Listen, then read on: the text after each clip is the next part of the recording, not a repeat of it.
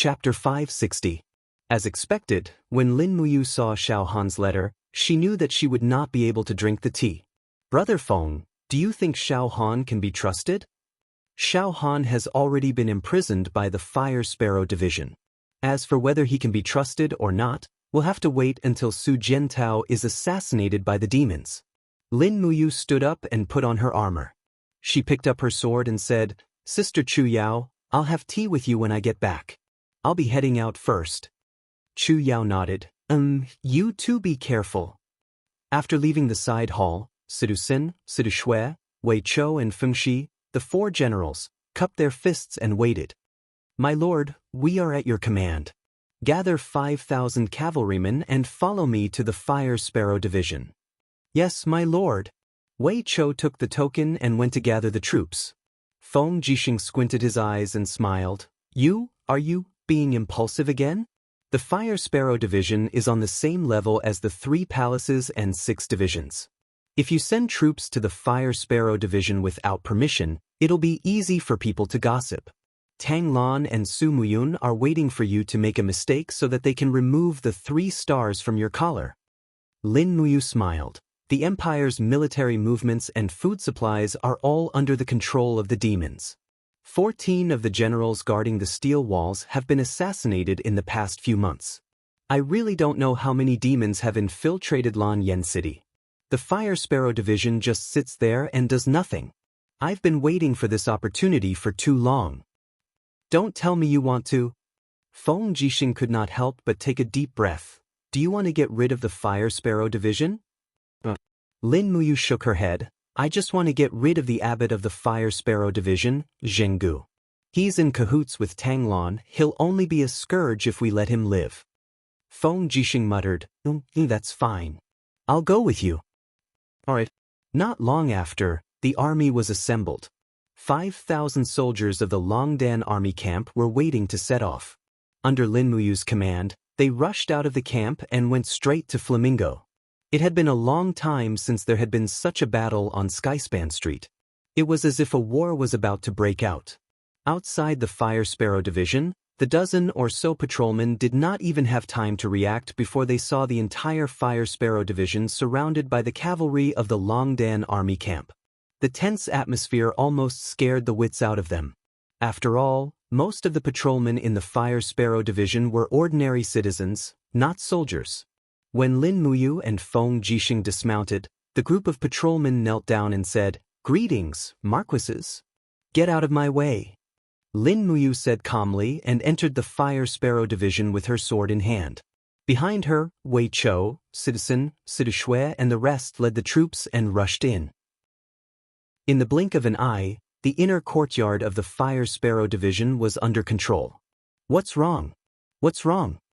A group of patrolmen rushed out of the barracks and looked at the Imperial Army outside in shock. Lin Muyu raised her hand and said, Men, take away their weapons. Wei Chou gestured with his hand, and immediately, a group of brave Dragon Battalion soldiers with decent cultivation stepped forward and disarmed the hundreds of Fire Sparrow Division patrolmen. Only when these Fire Sparrow Division patrolmen were empty-handed did Abbot Jianghu's voice finally come from the depths of the courtyard. So it's Commander Yu, this old man Jianghu has come to greet you. Jianghu was dressed in the uniform of the abbot of the Fire Sparrow Division with a sword hanging from his waist. He led dozens of patrolmen out, many of whom were commanders. Oh! Looking at the disarmed patrolmen in the courtyard, Jianghu couldn't help but be shocked. Commander Yu, Commander Feng, what is the meaning of this? Why did you rush into the Fire Sparrow Division and disarm my people? Lin Muyu smiled. I suspect that someone in the Fire Sparrow Division is colluding with the demons, so I came to investigate. Master Jianghu, I hope you will cooperate with my investigation. Tell your men to put down their weapons. What did you say? In the crowd, the commander of the patrolmen, Feng Zun, had a face full of anger. Marquis Yunling, our Fire Sparrow Division is on the same level as the Imperial Army. What right do you have to trespass and disarm us? Lin Muyu smiled. Because I have a strong army. What, are you not satisfied? Her words were very arrogant, leaving Feng Zun speechless. Wei Chou was a little impatient. Men, disarm all their weapons. If there is any resistance, kill them on the spot. A group of Longdan army camp soldiers all drew their longbows. The white diamond arrows glowed in the sunlight.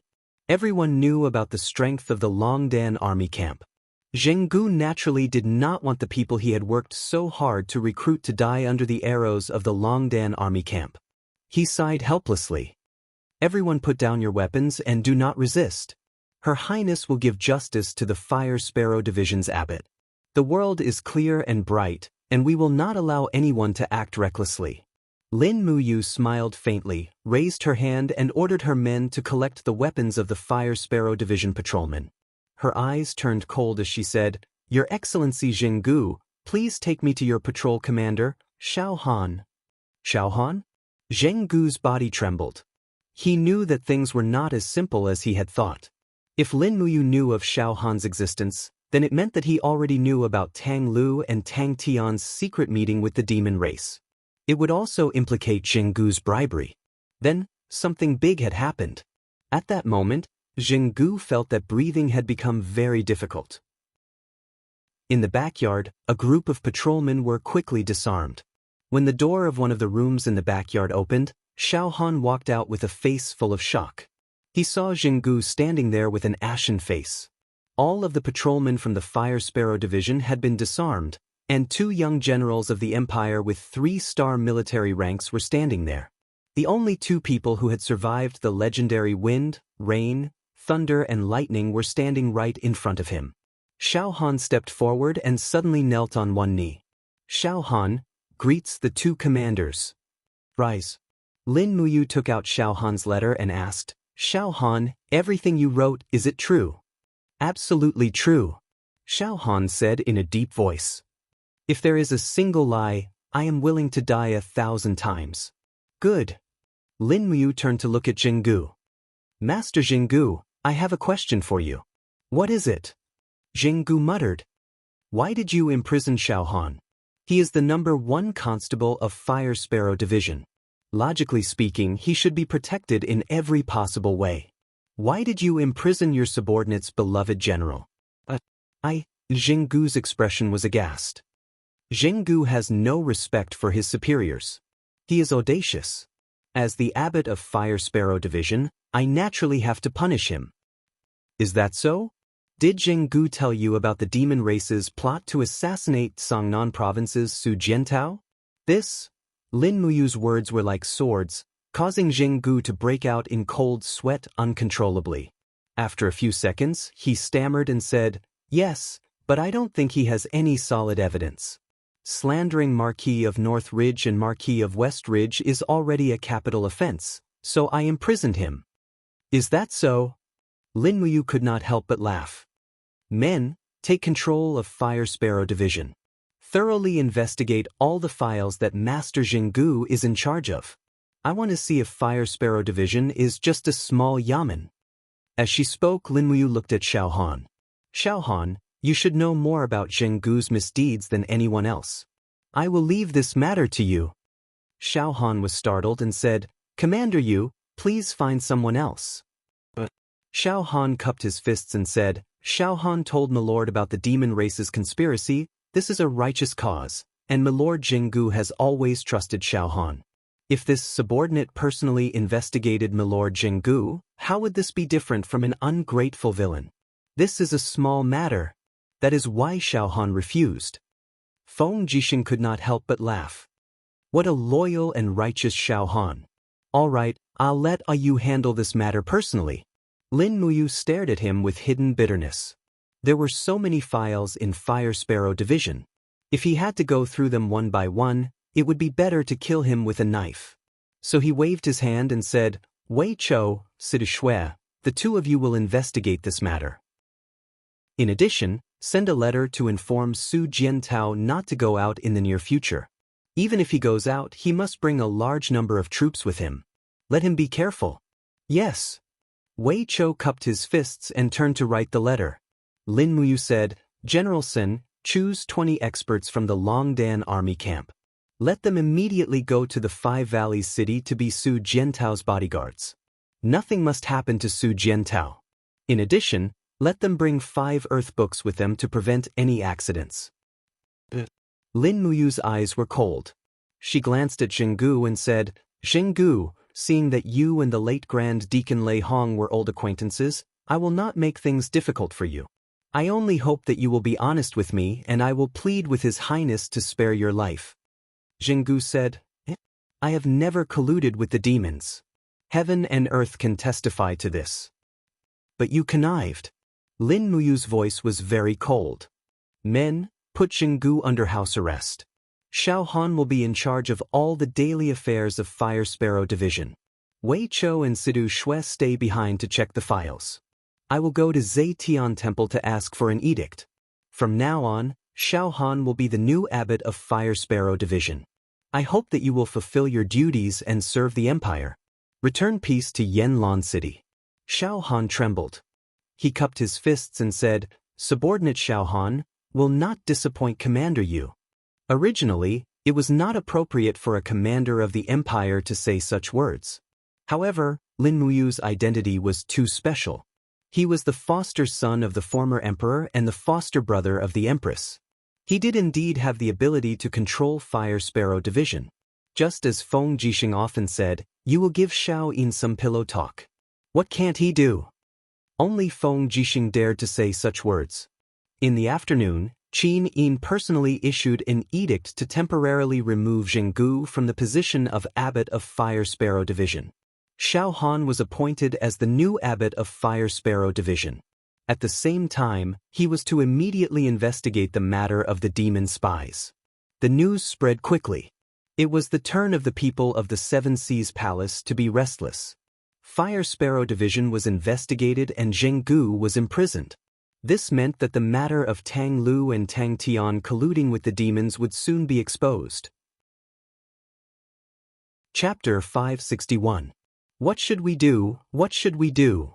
Inside the Seven Seas King's mansion, Tang Lu was fidgeting restlessly.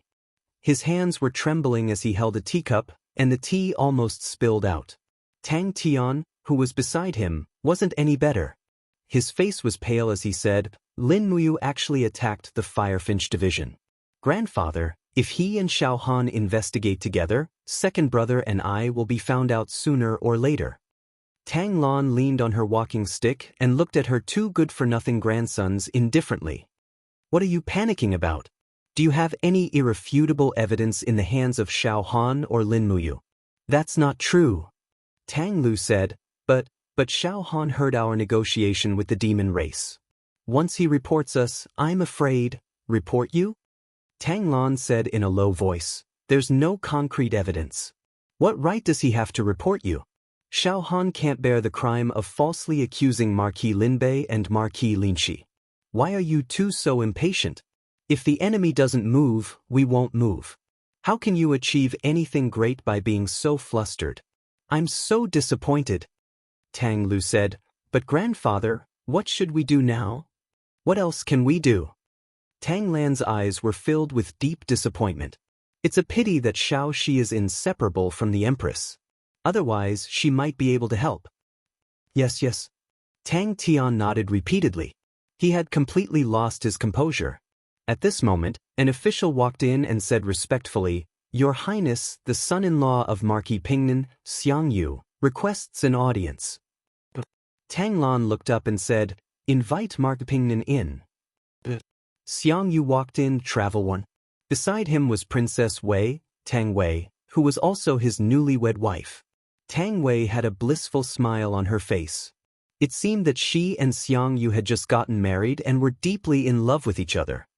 Jianghu pays his respects to your highness. Although Jianghu was already the son-in-law of the Tang family, he still didn't dare to be arrogant. He knelt on one knee and paid his respects. Marquis Pingnan, please rise. Tang Lan raised her hand and said, You two seem to be in a hurry. What's the matter? Jianghu replied, Naturally, it's because of the Fire Sparrow division. There are rumors that the 2 young masters, Tang Lu and Tang Tian, are secretly in contact with the demon race. Lin Muyu and Feng Jixing are currently investigating this matter. I'm not sure if it's true. Tang Lu was startled and laughed. Brother-in-law, what are you saying? Why would Tang Tian and I do such a thing? Xiang Yu said indifferently, young masters, there's no need to hide it from me at this time. Xiang Yu is Princess Wei's husband and can already be considered half a member of the Tang clan.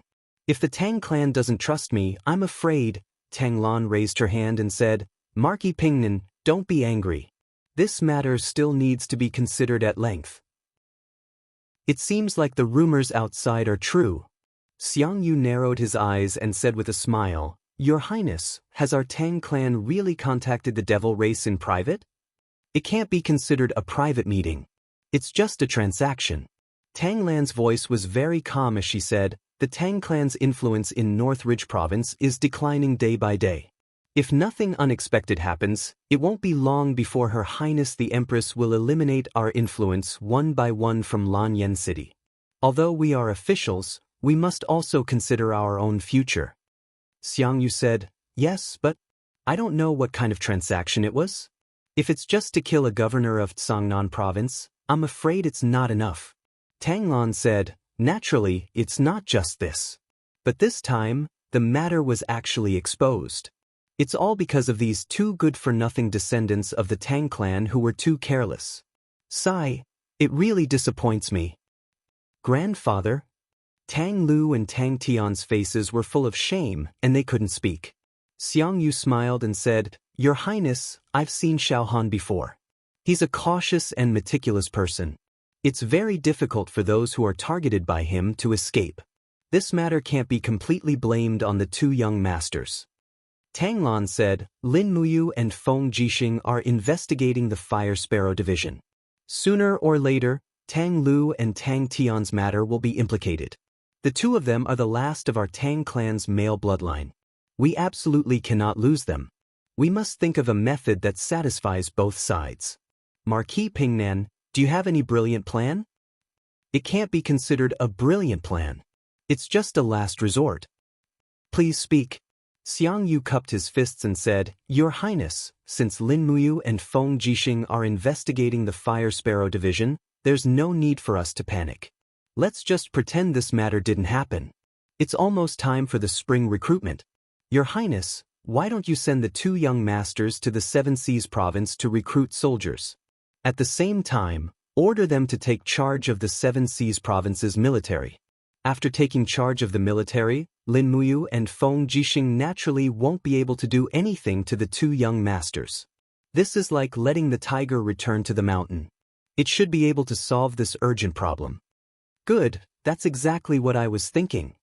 Tang Lan smiled and said, Tang Lu, Tang Dun, the two of you listen up. Immediately take my Tang clan's iron order and head to the Seven Seas province to command the troops. Remember, the Seven Seas province has close to 300,000 new and old soldiers. The two of you must train the troops diligently. Don't slack off.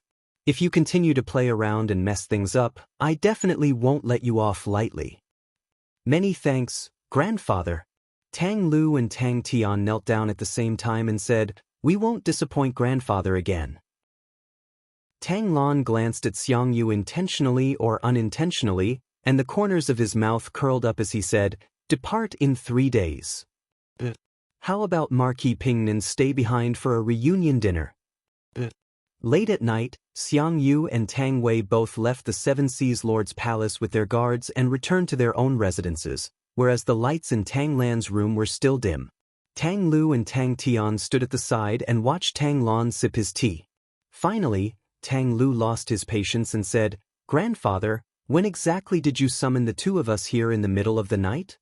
Tang Lan's aged eyes looked at the two of them and said, After the 5th watch, the two of you change into casual clothes and depart. Go out of the small western gate of Lanyan City and find the Tang clan's barracks 5 kilometers away. Dispatch 5,000 armored cavalry to accompany you and depart. You must leave Lanyan City at daybreak and must arrive at the Seven Seas Pass before sunset the day after tomorrow. Understand? Tang Lu was taken aback. But Grandfather, didn't you say we'll depart in 3 days? Why are you in such a hurry? Little brother Tian and I still have many things to pack. Don't pack. When you arrive at Seven Seas Pass, what will you lack? Tang Lan looked at his two grandsons and said, The two of you are the last hope of the Tang clan. I can't let the two of you lose your lives in Lanyan City. The two of you must live up to expectations and cannot continue living in such a muddle-headed manner. Look at Lin Muyu and Feng Jixing. They are about the same age as the two of you, but they can already assume responsibility and assume the position of commander of the Empire's army. The two of you, if the two of you don't live up to expectations, the Tang clan will really be finished. Tang Tian nodded. Grandfather, we understand. We'll depart at the 5th watch. Remember to change into casual clothes and leave from the back door of the residence. Don't alarm anyone. Just the two of you leaving the city will be enough. I've already established a connection with the guards at the city gate. They will naturally let you out of the city. Yes, I understand. Tang Lu knelt on the ground and raised his head to look at Tang Lan. His body was slightly trembling as he said, Grandfather, Tang Lu also hopes to be able to carry the Tang clan's foundation, and I also hope to be able to become even stronger. I know that it's very difficult for Grandfather to support it all by himself, but please believe me. Little brother Tian and I will surely become even stronger, and we won't disappoint Grandfather. Tang Lan waved his hand and said, I won't see you off. The two of you must take care of yourselves. The future of the Tang clan lies in the hands of the two of you. Don't let me down. Yes. After the 5th watch, 2 fast horses hurriedly left the back door of the Tang residence and disappeared into the night in the blink of an eye. After passing through the west gate of Lanyan City, the sky had already begun to brighten. After entering the Tang clan's camp in the west of the city, a general came forward to welcome them. He cupped his fists and said, General Tang Su has received orders from His Highness. The 5,000 light cavalrymen are ready to depart at any time. Young masters, should we depart immediately? Let's depart. Tang Lu nodded his head. After experiencing the events of last night, he seemed to have matured a lot in an instant. In his and Tang Tian's memories, Tang Lan was always so smart and capable and in control of everything. But just last night, Tang Lu saw an aged and helpless expression on his grandfather's face. He felt extremely distressed. Tang Lan was old and was powerless. The future of the Tang clan could only depend on themselves. Tang Su raised his long whip and loudly said, Brothers, let's depart. We will escort the 2 young masters back to the 7 Seas province. We will take the small path and avoid the official road.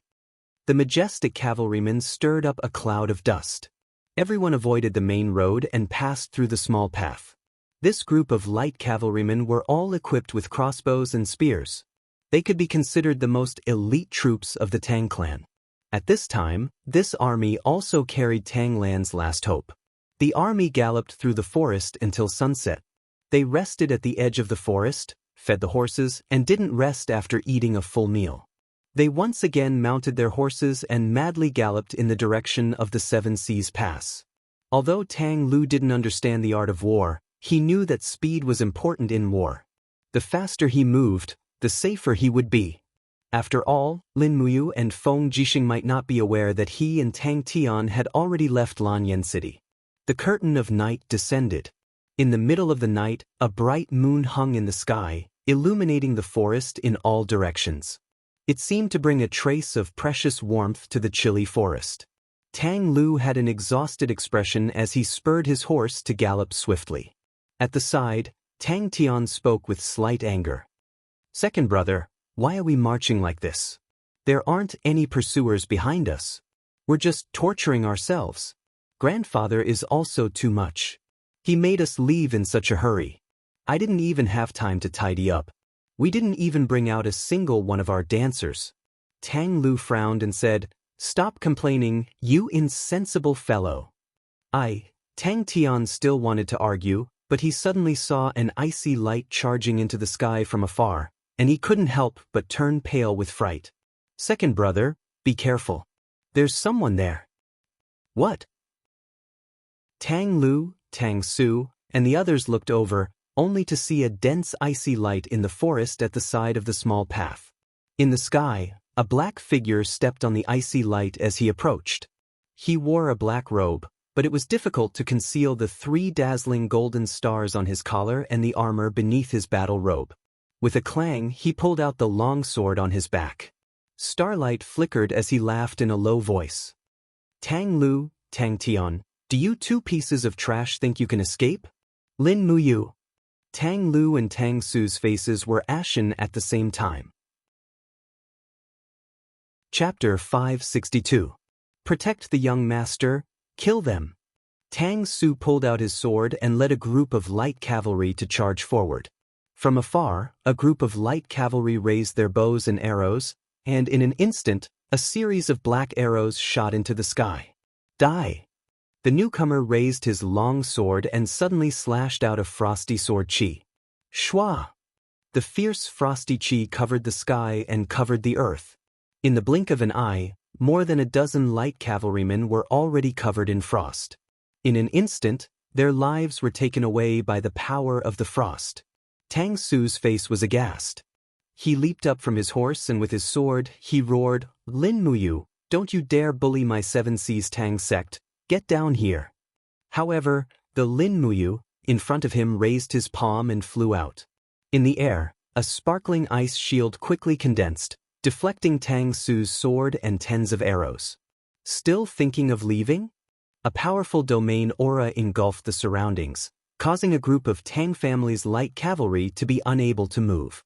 Lin Muyu stepped on the snowy light and rushed down, his long sword descending from the sky, straight towards Tang Tian's direction. Bastard! Tang Tian raised his hand and a fire fox seal appeared. The fire fox martial spirit roared fiercely, but just as Lin Muyu's sword fell, the tyrannical ice energy surged, and the air seemed to freeze. Hiss, sound of ice condensing could be heard, and the extremely hot fire fox martial spirit was actually frozen. Ah! Tang Tian was dumbfounded, but his body was already unable to move. Kacha! The sword light swept past, and Tang Tian was immediately split into 2. His head and shoulders were chopped off from the back of the warhorse, and his upper body fell to the ground with a kacha sound. The Tang sect soldiers at the side were scared out of their wits. He killed young Master Tang Tian, he killed young Master Tang Tian. Amidst the screams, many of the soldiers had already abandoned their weapons and fled in panic. Going against such a strong holy king would only result in a crushing defeat. Swoosh! Tang Su's sword blade cut through the wind, and it was another biting cold strike. However, Lin Mu seemed to have foreseen this. She turned around and kicked Tang Su's wrist with a blood-red cyclone surrounding her ankle. With a purring sound, she broke Tang Su's wrist.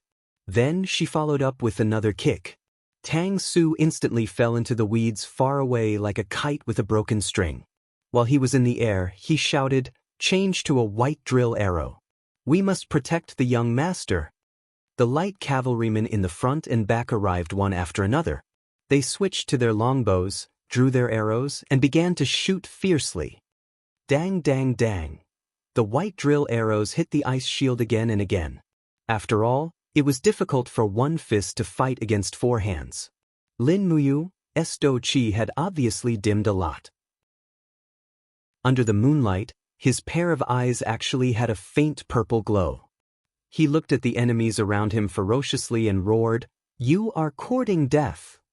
What? His figure suddenly dashed down from the sky, and his sword descended from the sky towards the crowd, causing another few tens of people to be frozen into pieces of ice. His sword light flashed before vanishing, and he headed straight for the fleeing Tang Lu. Bastard! Tang Lu suddenly turned around, and the firefox seal in his hand soared into the sky. At the same time, the light on his sword surged. This was the light of the mid-grade Earth Book. An earthy yellow light soared into the sky, and the power of heaven and earth had already been activated. Flames whizzed out and went straight for the attacker's body. The ice shield collided with the mid-grade Earth Book's raging flames. Instantly, the flames surged and burned, and the surrounding Tang sect soldiers who couldn't dodge in time wailed miserably. The long sword in Tang Lu's hand produced a protective force, allowing Tang Lu to avoid all of the raging flames like a rock. Shwa! The sword light split the raging flames. In the end, Lin Mu began to surpass the might of the mid-grade earth book, and the long sword flashed past. Ka! Tang Lu screamed miserably. The arm that was holding the weapon was directly chopped off. After losing the protection of the weapon, the raging flames swept over and engulfed his body. Young master! Young master! In the surroundings, a group of 7 Seas city soldiers were dumbstruck, and they were scared out of their wits. After a few seconds, angry roars soared into the sky, and one by one, they rushed towards Lin Muyu, who was temporarily in the sky without a care for their lives. At this moment, Lin Muyu continuously killed so many people, and his strength was already unable to maintain. With a light wave of the long sword, another wave of ice energy surged out, and tens of soldiers holding spears froze to death. A group of reckless fools. He laughed sinisterly, turned around, and shot out like lightning, disappearing into the boundless curtain of night in the blink of an eye. It's over, it's all over. Tang Su laid on the ground covered in blood, and his face was ashen. With Tang Lu and Tang Tian dead, the Tang clan was already without descendants. Who would inherit half of Tang Land's empire? Huff, huff. Amidst heavy gasps of breath, Lin Muyu dashed for nearly 5 kilometers under the moonlight before hurriedly stopping. He lifted the cloak on his head, and his young face seemed extremely resolute under the illumination of the moonlight. His eyes emitted a dense purple light, and an unending stream of Grandmaster Devil energy surged out from his body to heal his injuries. How was this Lin Muyu? He was a high-ranked devil of the 5-star devil ancestor rank.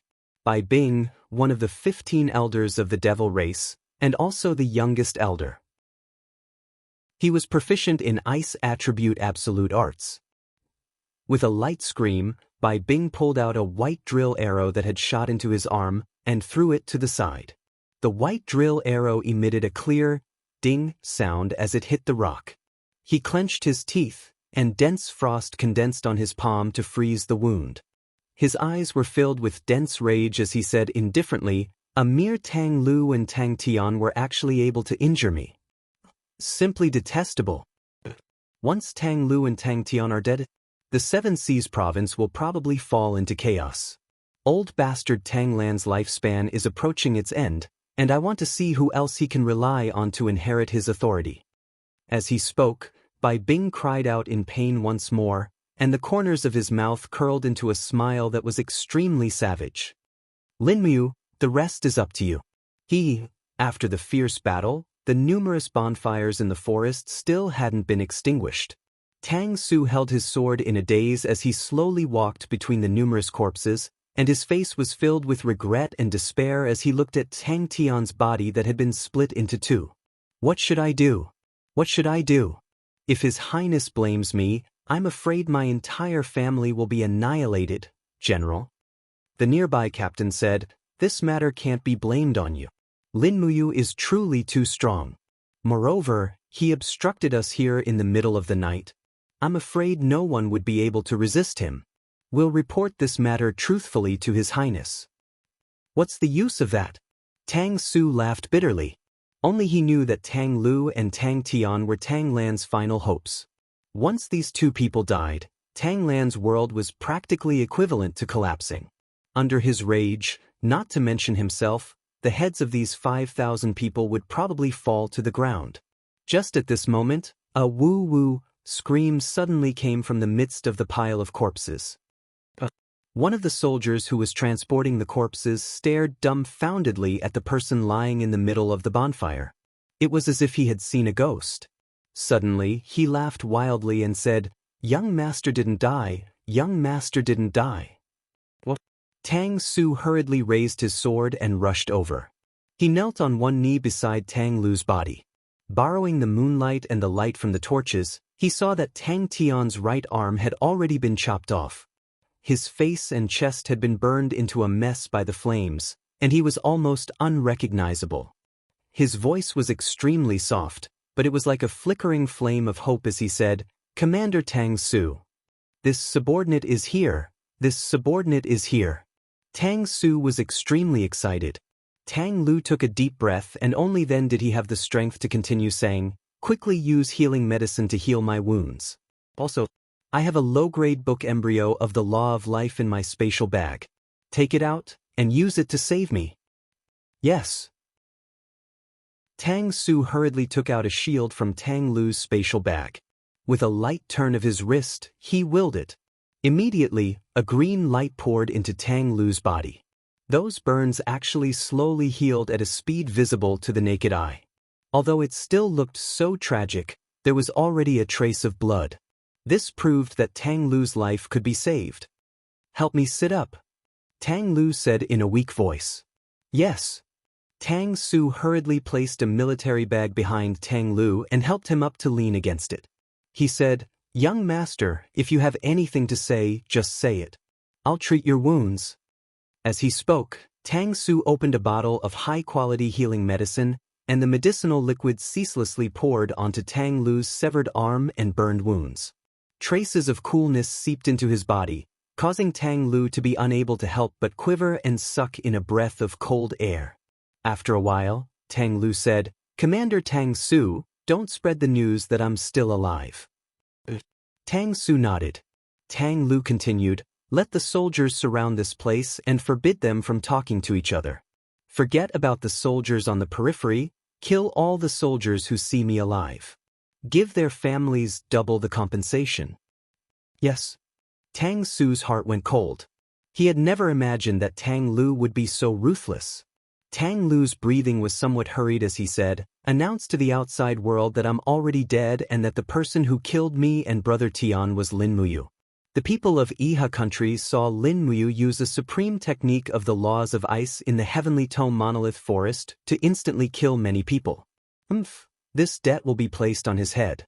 Take the corpses of Brother Tian and the soldiers who died in battle back to Lanyan City and seek justice for the Tang family at the Zhe Tian Hall. In addition, send 2 people to escort me to the Seven Seas province. Just treat it as if I, Tang Lu, am no longer in this world." Why? "Because someone wants me dead." Tang Lu's eyes were filled with coldness as he said, "I must die. Only after I die can I find out who it is that wants me dead so badly. I will make them pay tenfold." Yes, this subordinate understands. In addition, the news that I'm not dead can only be told to grandfather. "Commander Tang Su, you must keep it a secret, understood?" "Understood. Find a charred corpse and treat it as my corpse. Bring it back to Lanyan City." Under the moonlight, quite a few soldiers began to cry. Tang Su's eyes were also red. After bringing the corpses of the 2 young masters, he said, "Brothers, let's return to Lanyan City and seek justice for the 2 young masters of our Tang family. They cannot die in vain. The murderer, Lin Muyu, must receive the severe punishment of the Zhe Tian Hall." Chapter 563. One day later, in Lanyan City, a group of cavalrymen slowly entered the Seven Seas monarch's residence. Tang Lan, Tang Wei, and Jianghu, who had received the news in advance, were already waiting in the front courtyard of the residence to welcome them. When they saw several soldiers carrying Tang Lu and Tang Tian's corpses into the residence, Tang Lan couldn't help but tear up. Lifting the white cloth, they saw Tang Tian's still frozen and broken body. He had been split into 3 parts by a sword and died a miserable death. When they saw Tang Lu's corpse, Tang Lan was already sobbing. The white-haired person had to send off the black-haired person. The world was extremely miserable. Tang Wei's eyes were red as she looked coldly at Tang Su and said sternly, "Commander Tang Su, how did you do things? What? Why are you still standing there alive after Tang Lu and Tang Tian were assassinated?" Tang Su didn't say anything. He just slowly knelt down and remained silent. Xiangyu held Tang Wei's shoulder and said, "Xiao Wei, calm down first." As he spoke, Xiangyu walked forward and held Tang Lan's arm, saying, "Your Highness, please restrain your grief and accept fate. What we need to do now is to immediately find out the real culprit and avenge the 2 young masters. No matter who it is, since they dared to provoke the Seven Seas Tang sect, they must bear the consequences." Xiangyu's eyes were filled with coldness and killing intent. Tang Lan asked with a trembling voice, "Commander Tang Su, what's going on? Who dares to assassinate my 2 grandsons?" "It was Lin Muyu," Tang Su trembled all over and said. He had the power of the sacred domain and was also well versed in the law of ice chi. The sword he used looked no different from the astral treasured sword. Your Highness, he wore a 3-star military rank, an imperial commander-level military rank. If it wasn't Lin Muyu, who else could it be? Lin Muyu. Lin Muyu, Tang Lan seemed to instantly age to the point where he was about to pass away. He slumped to the ground and said, "Preserve all the evidence of Lin Muyu's assassination of Tang Lu and Tang Tian." Tang Su failed to protect them. Men, throw Tang Su into the death cell and choose a day to execute him. Tomorrow, follow me to the palace. I, Tang Lan, will seek justice for Tang Lu and Tang Tian even if I have to risk my old bones. Your Highness. Tang Su knelt on the ground, his face filled with confusion. Xiangyu walked forward and easily removed the 3-star military insignia from Tang Su's collar. He said indifferently, "Trash, even 5,000 people could not save the lives of the 2 young masters. What use are you?" Tang Su lowered his head and said nothing. That night, the Tang sect wore mourning clothes and placed Tang Lu's and Tang Tian's memorial tablets in the main hall. The weeping sounds of the womenfolk rang out unceasingly. Not long after, Tang Xiaoxi also arrived. Although Tang Lu and Tang Tian had always been at odds with her, they were, after all, siblings who had grown up together. Now that she saw Tang Lu and Tang Tian dead, Tang Xiaoxi naturally didn't feel good in her heart. "Grandpa," Tang Xiaoxi held Tang Lan's arm. Looking at Tang Lan's pale face, Tang Xiaoxi felt her heart ache. She said, "Grandpa, don't torture your body. Why don't you eat something first?" "I can't eat." Tang Lan's voice was a little weak as she said, "I did not expect that Lin Muyu would actually act so viciously, killing 2 of my Tang family's heirs in one fell swoop, severing the bloodline of the Tang sect. Lin Muyu, what have I, Tang Lan, done to you? Just come at me. Why did you kill my Lu and Tian? No." Tang Xiaoxi shook her head repeatedly. "Mu isn't that kind of person, he wouldn't do such a thing. Grandpa, leave this matter to me, I will definitely get to the bottom of it." "No need."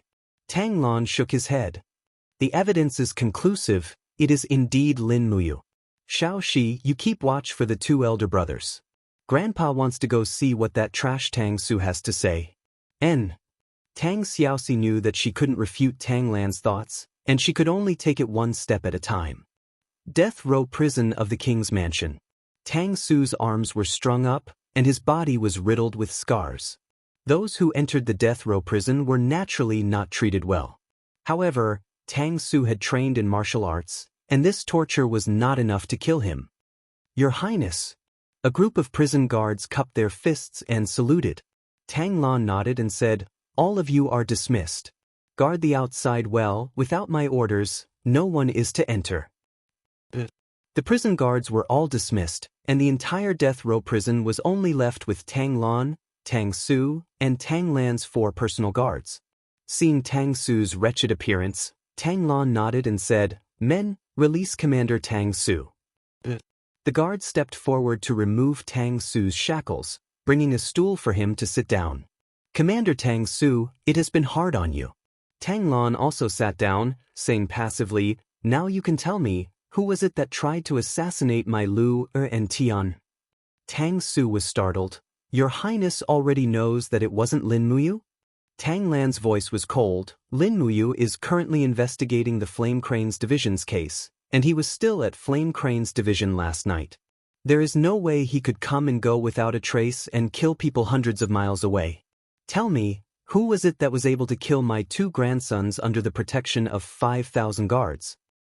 "I really don't know the specific identity of the assassin," Tang Su frowned, "but I can be sure that it wasn't Lin Muyu, because he didn't use the God-binding chains or the 7 luminaries' celestial gourd. He didn't even use the 7 luminaries' profound force or the star art. Instead, his moves seemed to be from another world, and his battle aura had a faint blood-red color. Blood-red battle aura? Another world's move? Tang Lan raised his eyebrows, saying, "If you have something to say, just say it." "Yes." Tang Su took a deep breath, saying, "Looking at his swordsmanship and battle aura, I think he is a high-ranking demon. The red battle aura was a demonic battle aura and master demon force that he deliberately used. However, this person is good at using ice laws, so he pretended to be Lin Muyu, making the world think that it was Lin Muyu's star arts Jade Snow Ice. Lin Muyu displayed the power of the Jade Snow Ice in the White Leaves Forest, and now everyone knows that he is an expert in controlling ice.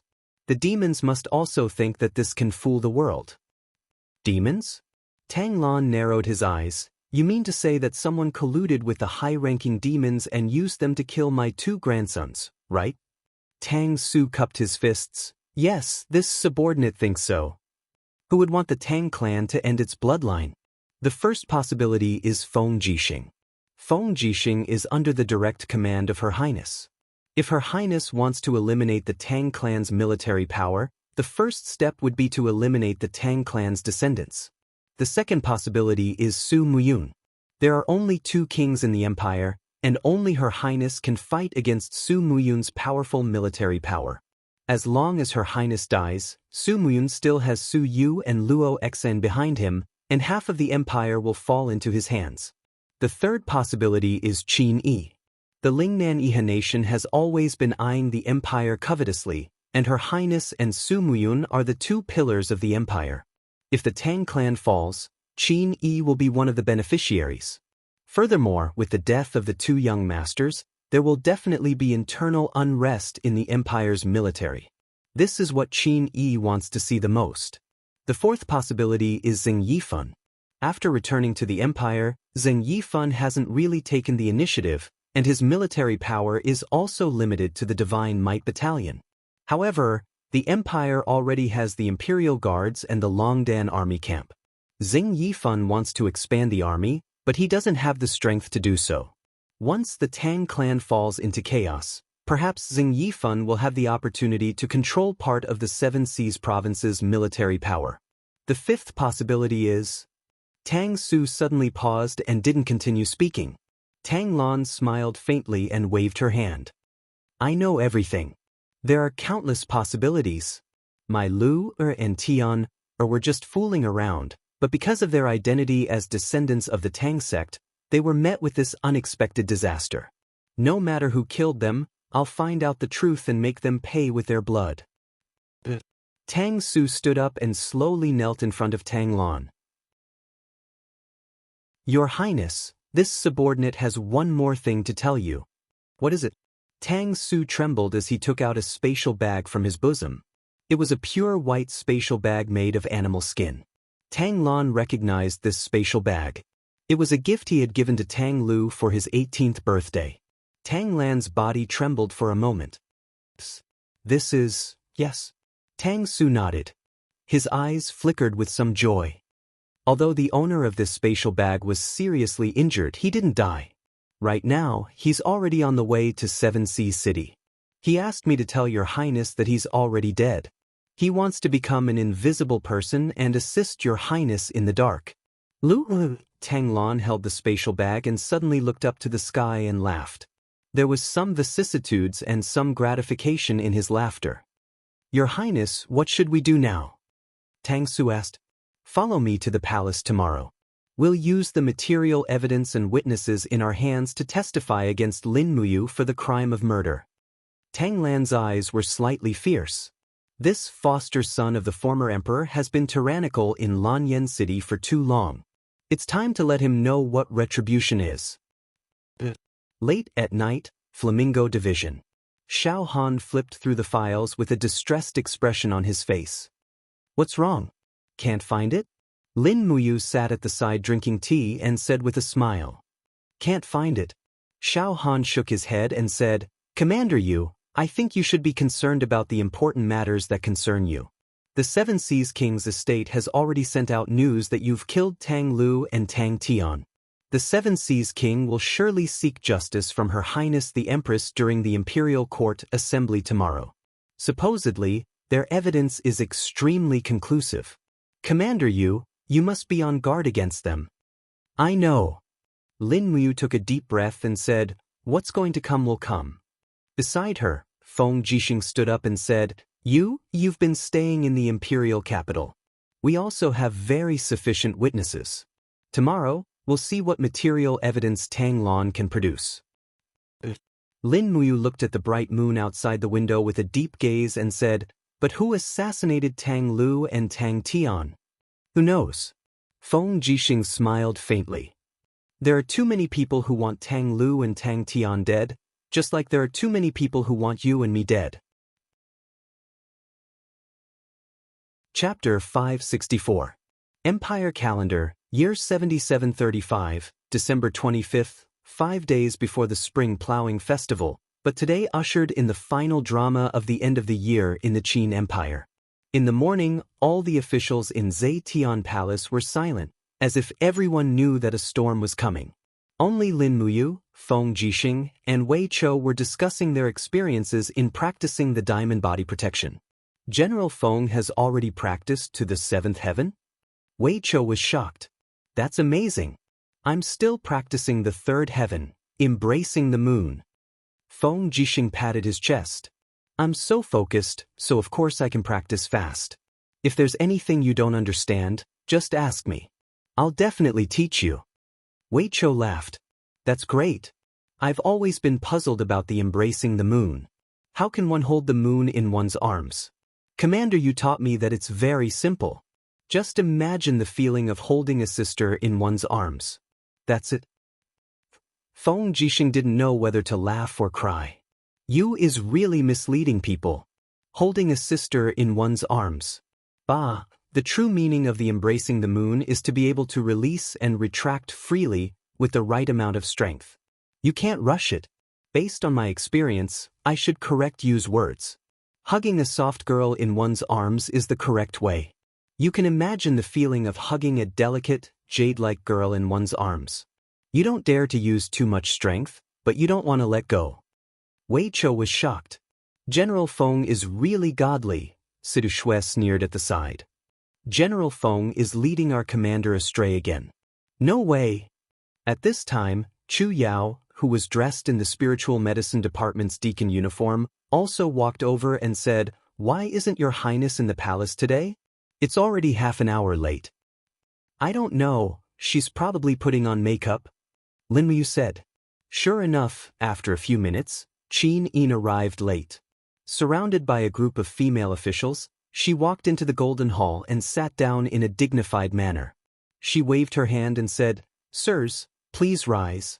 If you have something to report, please report. If not, please leave." Among the crowd, Tang Lan walked out shakily. With tears on his face, he said, "Your Highness, you must seek justice for this old subject." "What's the matter, 7C King? Just say it. What exactly happened?" Qin Yin asked. Tang Lan knelt on both knees and said, 2 days ago, this old subject ordered my 2 grandsons, Tang Lu and Tang Tian, to head to the 7 Seas province to recruit soldiers in order to increase the empire's military strength. Unexpectedly, my 2 grandsons were assassinated on the way there and their souls returned to the heavenly realm. This old subject's parting with this old subject is actually my last. I, Tang Lan, only have these 2 filial grandsons. Once they die, my Tang clan will no longer have any descendants. Your Highness, please give this old subject justice. What? Qin Yin was startled. Someone actually dared to assassinate Marquis Lingbei and Marquis Lingxi within the empire's borders. Preposterous. Has the 7C King found out who did it? It's Lin Muyu, who was conferred as one of the 4 heroes of Lan Yen by the late emperor. It's him. Tang Lan was filled with righteous indignation as he pointed in Lin Muyu's direction and said, "The thousands of troops in the 7 Seas city all saw it clearly. It was Lin Muyu who killed Tang Tian with the star's sword. It was him who burned Tang Lu beyond recognition with the king's battle flame." What? Qin Yin didn't receive any news at all. When she heard up to this point, she was already dumbfounded. She looked at Lin Muyu and said, "Commander Yu, what's going on?" Lin Muyu's expression was calm as he cupped his fists and said, "I've been staying in the imperial capital for the past few days. Imperial Guard Commander Feng Jixing and Fire Sparrow Division Head Master Xiao Han can prove it. My subordinates can also prove that I never left the imperial capital. It's impossible for me to go outside the city to kill people. Tang Wei said angrily, Lin Muyu, do you still want to deny it? Who in the imperial capital doesn't know that the star's art you cultivate has a move that can freeze people to death? You ruthless murderer, you will die a horrible death. Lin Muyu looked at her indifferently and said, Princess Wei, before the truth is revealed, please don't slander an imperial commander with the rank of general. This is the cultivation and grace that you should have as a princess. The other princess, Tang Xiaoxi, sat quietly next to Qin Yin. She bit her red lips and didn't say a word. Her heart was already in a mess. At this time, Feng Jixing cupped his fists and said, Your Highness, I think this matter must be investigated thoroughly before we can come to a conclusion. Qin Yin nodded. Fire Sparrow Division Headmaster Xiao Han orders you to investigate this matter immediately. You must track down the assassin of the two marquises. Yes, Your Highness. Xiao Han's face was solemn. However, at this moment, Tang Lan said, Your Highness, you must not. What's wrong, Seven Seas King? Everyone in Lanyan City knows that Xiao Han and Lin Muyu are close friends. If Xiao Han investigates this case, he will definitely not be impartial. I think that we should first remove all of Lin Muyu's military power, strip her of her title and military rank, and let the Seven Seas King Palace investigate this matter. Before the truth is revealed, Lin Muyu must not be let off as a suspect. Zhang Wei was furious.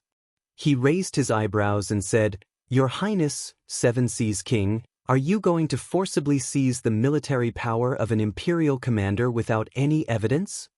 No evidence? Tang Lan couldn't help but laugh. Someone, bring the irrefutable evidence. Outside the palace, a guard walked in with a plate in his hand.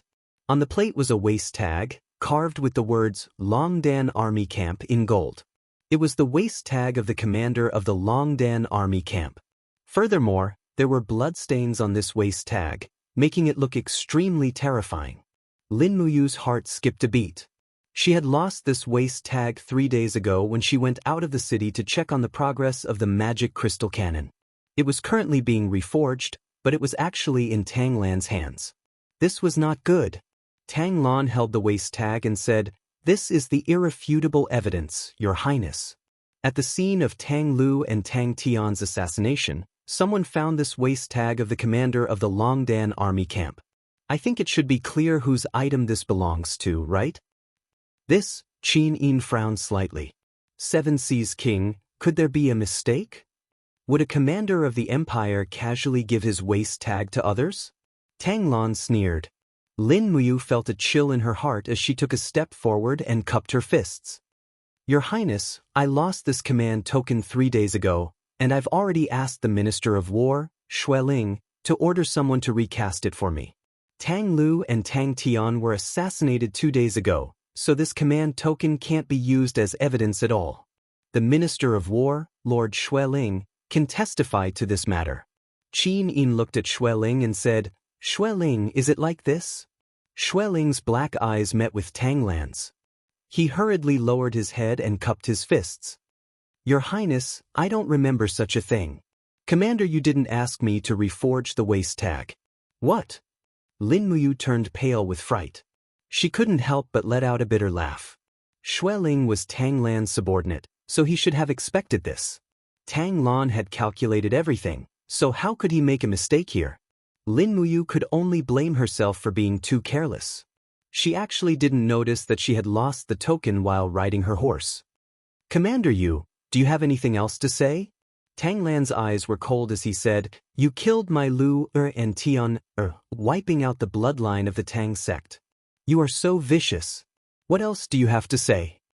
Qin Yin's heart was in a mess. She looked at Su Muyun, Feng Jixing and the others for help, hoping that they could speak up for Lin Muyu. It would be good if they could salvage the situation. However, who would have thought that Su Muyun would lower his head and remain silent? He was probably still holding a grudge against Lin Muyu for severely injuring Luo Xe. Luo Xen was still bedridden, and it was impossible for him to speak up for Lin Muyu. Furthermore, even if he did not do so, how could he let go of such an opportunity to bring down the Longdan army camp? Only Feng Jixing furrowed his brows and cupped his fists, saying, "Your Highness, Lin Muyu's military exploits are illustrious. The tens of thousands of soldiers in the Longdan army camp are our greatest reliance against the demon race, the Iha kingdom, and the imperial capital. Even if there is so-called evidence, we must not touch Lin Muyu and the Longdan army camp. This is the foundation of the empire. Now that your Highness has taken control of the throne, you no longer need to be controlled by vile people. You can decide everything on your own." Xiangyu couldn't help but laugh coldly, saying, "Assassinating 2 marquises of the empire. This crime is probably not something that can be offset by meritorious deeds, right? Bending the law for personal gain, what difference is there between the empire's laws and a piece of scrap paper? Your Highness, this general remembers that when your Highness ascended to the throne, you had already clarified the laws and brought peace to the world. If there is conclusive evidence, then you cannot ignore the laws of the empire. Otherwise, the Qin Empire will be in danger." Su Muyun also cupped his fists and said, "Your Highness, please make a judgment quickly so that the officials will not be disappointed." Lin Muyu raised her head to look at Qin Yin on the throne with a look of approval in her eyes. She nodded her head but didn't say anything.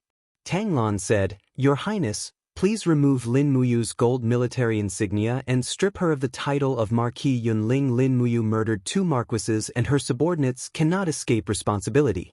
Please take away the military power of Wei Chou, Sidu Sin, Sidu Shui, and Fengxi.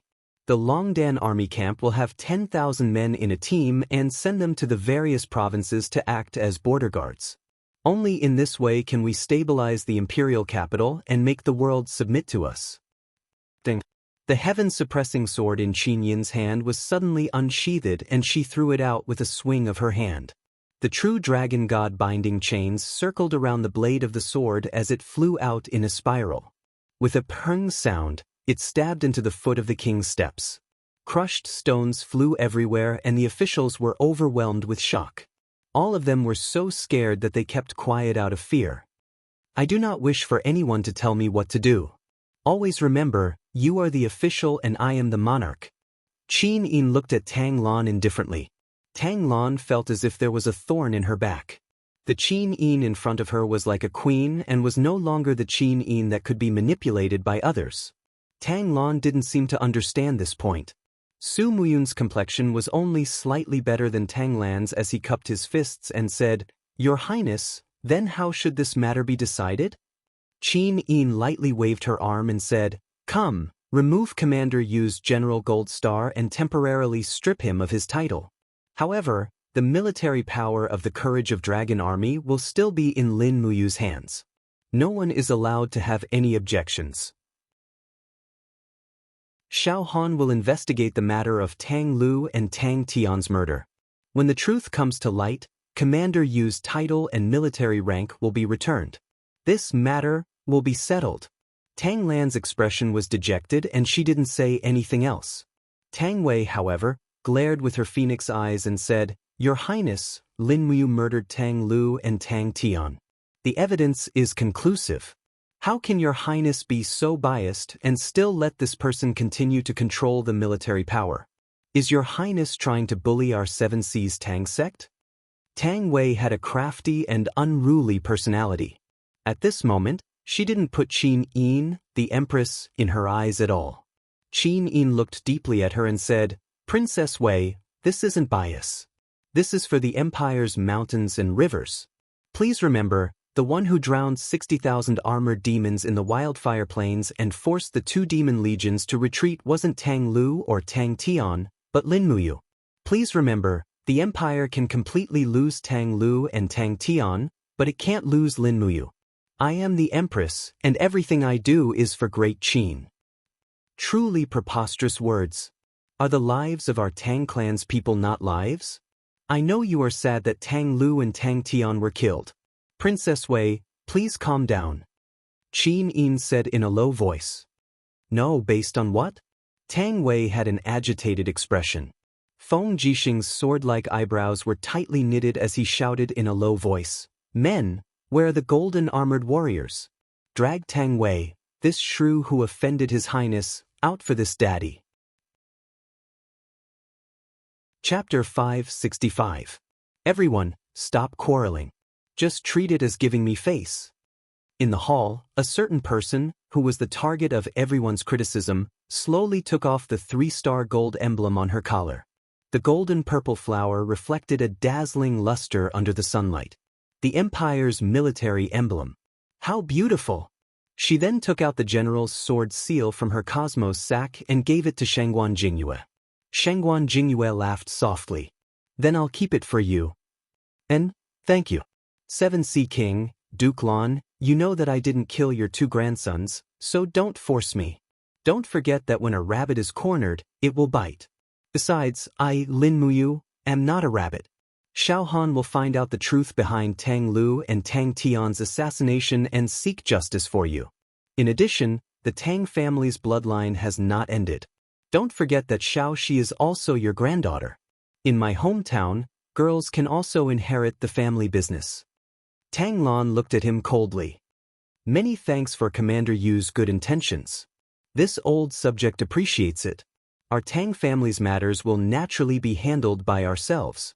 There is no need for Commander Yu to worry. Lin Muyu smiled and took off her heavy helmet. She tucked it under her armpit and turned to look at Qin Yin. Your Highness, I no longer have a military position and title. Does that mean I can no longer stay in Zetian Palace Hall? If that's the case, I'll take my leave first. Qin Yin was a little flustered. Are you angry? No, I'm going to eat my fill. There are still important things to do in the afternoon. Alright, go then. Thus, Lin Muyu strode out of Zetian Palace Hall and took Snowtreader's reins from Bai Yin. Looking at Lin Muyu's expression, Bai Yin smiled. Looking at Commander's expression, you must have averted the disaster. I've always said that those people from the Tang family always want to harm Commander. They are really despicable. Commander, am I right? That's not right. Lin Muyu pointed at her collar. Didn't you see that my general has been removed? Bai Yin, let's find a place to eat and drink. My treat. 'Kay, I know a good place to go. Lead the way.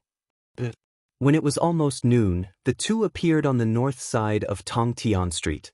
There were many restaurants here, and it was the most popular place in the imperial capital. Bai Yin led his horse straight to a beautifully decorated restaurant and smiled. Here it is. Clear Sky Pavilion? Lin Muyu looked up at the shop sign. Bai Yin said, Grand Purity Pavilion's wine and meat are extraordinarily fragrant, and they're also extraordinarily expensive. A single tray of Yin flour beef buns can be sold for 10 Yin coins, and the wine and meat are even more expensive. Brat, you're killing me. Commander, you said you would treat me to a big meal. Forget it, let's go in. All right. The two of them stepped into the restaurant together. Immediately, a 30-year-old woman wearing a long pink dress walked over and said with a smile, Oh, it's you two generals. Come in quickly, this humble restaurant has a new batch of game. I guarantee you two will have a taste. Game? Lin Muyu frowned and said in a small voice, When I was cultivating in the dragon-seeking forest, I ate game every day without fail. Bai Yin laughed. Commander, you'll find out very soon. The two of them asked for a private room, and after ordering a lot of food and wine, the lady boss left. Not long after, two courtesans walked in, one carrying a pipa and the other a harp. Both of them were extremely beautiful, at least an 8 out of 10. Bai Yin's eyes almost popped out of their sockets as he muttered, Grand Purity Pavilion's game is really top-notch in the imperial capital. So this is game. Lin Muyu grinned but didn't say anything. She poured herself a cup of wine and drank by herself. The two courtesans began to sing. Their voices were clear and sweet, and their skills were quite good. Even someone like Lin Muyu, who didn't understand music, could hear the bitterness and melancholy in the music. By the time the song was over, Lin Muyu had already finished 7 beef buns and a large piece of wild boar leg. Sirs. The girl carrying the pipa said, My name is Zhao Qin, and I'm proficient in zither, chess, calligraphy, and painting. My ancestral home is Cloud Province's Shangyuan Commandery, and because of the chaos of war, I came to the imperial capital. If you don't abandon me, I'm willing to redeem my value at 1,400 Jin coins. I'm willing to be a slave or a servant. At this time, the red-clothed girl on the right also said, My name is Lu Lan, and my ancestral home is Qihai Province's Pingyuan Commandery. My mother died when I was young, and my father was a soldier. He died in battle against the demons half a year ago, and his pension was taken by County Chief Blackheart. With no one to rely on, I can only sell myself as a slave or a servant. If you don't abandon me, I'm willing to redeem my value at 1,000 jin coins. Lin Muyu was silent. Bai Yin said with a smile, Sirs, my lord is of noble character and unquestionable integrity. He doesn't lack women, so there's no need for you to introduce yourselves. Just play and sing, and the reward will not be small. At this time, Lin Muyu slowly put down the cup in her hand and said, Zhao Qin, how did you end up like this? If it was only because of the chaos of war, you could have found a good family and married them with your beauty. How did you end up as a prostitute? Zhao Qin's delicate body trembled, and her beautiful eyes were covered with a layer of mist. Sirs, please understand. After my house was burned to the ground, I was captured. They defiled my body that night. How could an unclean body marry someone? That's why I ended up in this state. Lu Lan, are you the same? Lin Muyu asked. Lu Lan sat there in silence, not daring to say anything. Both of them could see that this young general in front of them had an extraordinary bearing. The confidence and calmness in his speech were not something those mercenaries could compare to. Presumably, his identity was extraordinary. Moreover, the golden purple flower embroidered on his white robe made it even more obvious that he was of high status. Bai Yin was a little surprised. Commander, why are you asking about this? Lin Muyu said, The human traffickers in Yanlanyan City are becoming more and more rampant. They abduct and sell young girls everywhere to be the singers and dancers of Yanlanyan City. Those who aren't good-looking are sold as prostitutes, and no one cares about their crimes. Bai Yin laughed. This is something that has happened since ancient times. Who cares? I'll take care of it. Lin Muyu smiled. She took out a gold note from her bosom and placed it on the table. I'll help you too redeem your freedom. But you need to tell me who sold you here. I'll follow the clues and uproot this power. Sirs, you have to think this through. The business of selling prostitutes is very profitable. The backers behind them are not small. I even dared to offend Tang Lan and Su Muyun. What can this backer do to me? Today, Lin Muyu held the military power. With the strength of the Longdan army camp, it was enough to support half of the imperial capital. In addition, with the help of Feng Jixing, Xiao Han, and others, the time was ripe. Lin Muyu could indeed do some things that she couldn't do in the past. The two prostitutes were dumbfounded. This young general in front of them actually said that he dared to offend even the Seven Seas King and the Cloud King. His identity was even more obvious. There were only two people who dared to say such words in Lanyan City. One was Feng Jixing, and the other was Lin Muyu. And this handsome person in front of them was definitely not Feng Jixing. Then it was the legendary Lin Muyu who defeated the demon race in the Wildfire Plains. Zhao Qin's delicate body trembled slightly. She prostrated on the ground and said gratefully, Thank you, sirs, for giving me a new lease of life. This servant was sold to the imperial capital by a group of ruffians. I only remember they had an organization called the Copper Dagger Gang. Everyone would carry a bronze dagger with them. Many disobedient women would die under their daggers. Copper Dagger Gang? Lin Muyu frowned and asked, Bai Yin, do you know about the Copper Dagger Gang? I do. Bai Yin ate and said, Sirs, you can't be planning to make a move against the Copper Dagger Gang, right? Can't I? That's fine, but the Seven Seas King's mansion is thinking of ways to frame you, and yet you're running off to save a girl who has lost her footing. Is this really good? Won't you disappoint Xiao Han, Feng Jixing, and the others? They won't, they understand me. That's fine. Bai Yin said, The Copper Dagger Gang is different from Situ Sen's Heaven Execution Society. The Copper Dagger Gang only lives underground, and all of their transactions are done in secret. I only know that the Copper Dagger Gang has been around for less than 3 years. The leader of the Copper Dagger Gang is a man called Lu Jun. It is said that he has dealings with the Imperial Guard and some of the lower and middle-level officers of the Major Corps.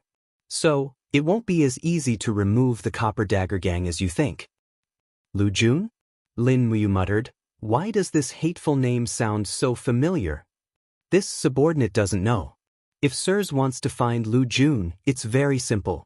You just need to find a young and beautiful woman to use as bait. Walk in the alleys of the old city area at night, and someone from the Copper Dagger Gang will naturally receive her. Please don't.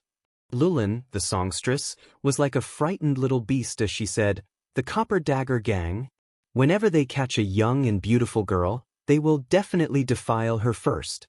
But you can't. Lin Muyu flashed a radiant smile and said, don't worry, with me here, no one can touch her. Bai Yin, continue. Bai Yin nodded and explained, the leaders of the Copper Dagger Gang are divided into 10 ranks from low to high. The lowest rank is called Snakehead, and above it are Eagle Head, Wolf Head, Bear Head, Shark Head, Leopard Head, Lizard Head, Whale Head, Tiger Head, and Dragon Head. Generally speaking, Snakehead is just a small fry. If he captures more than 3 women, he will be promoted to Eagle Head. If Eagle Head captures 6 women, he will be promoted to Wolf Head. Wolf Head needs to capture. This subordinate's math isn't too good, so I can't calculate anymore. Anyway, the Copper Dagger Gang's Wolf Head is called Lu Jun. You can imagine how many innocent women he has captured. Lin Muyu was dumbfounded. She murmured, what a great gang. If I don't destroy this Copper Dagger Gang, it will be a disgrace to my identity as a transmigrator. Bai Yin was at a loss. What is and what is transmigration? Chapter 566. At dusk, Lin Muyu returned to Zetian Palace to discuss with Qin Yin about the legislation to ban human trafficking and to get a free meal. As this matter was too serious, Qin Yin called Feng Jixing, Tang Xiaoxi, and Qin Yan over as well. At night, everyone sat around the table. In the rising steam, the pot of pork and potatoes was giving off an alluring aroma. Feng Jixing frowned and said, if we ban human trafficking, the implications will be huge.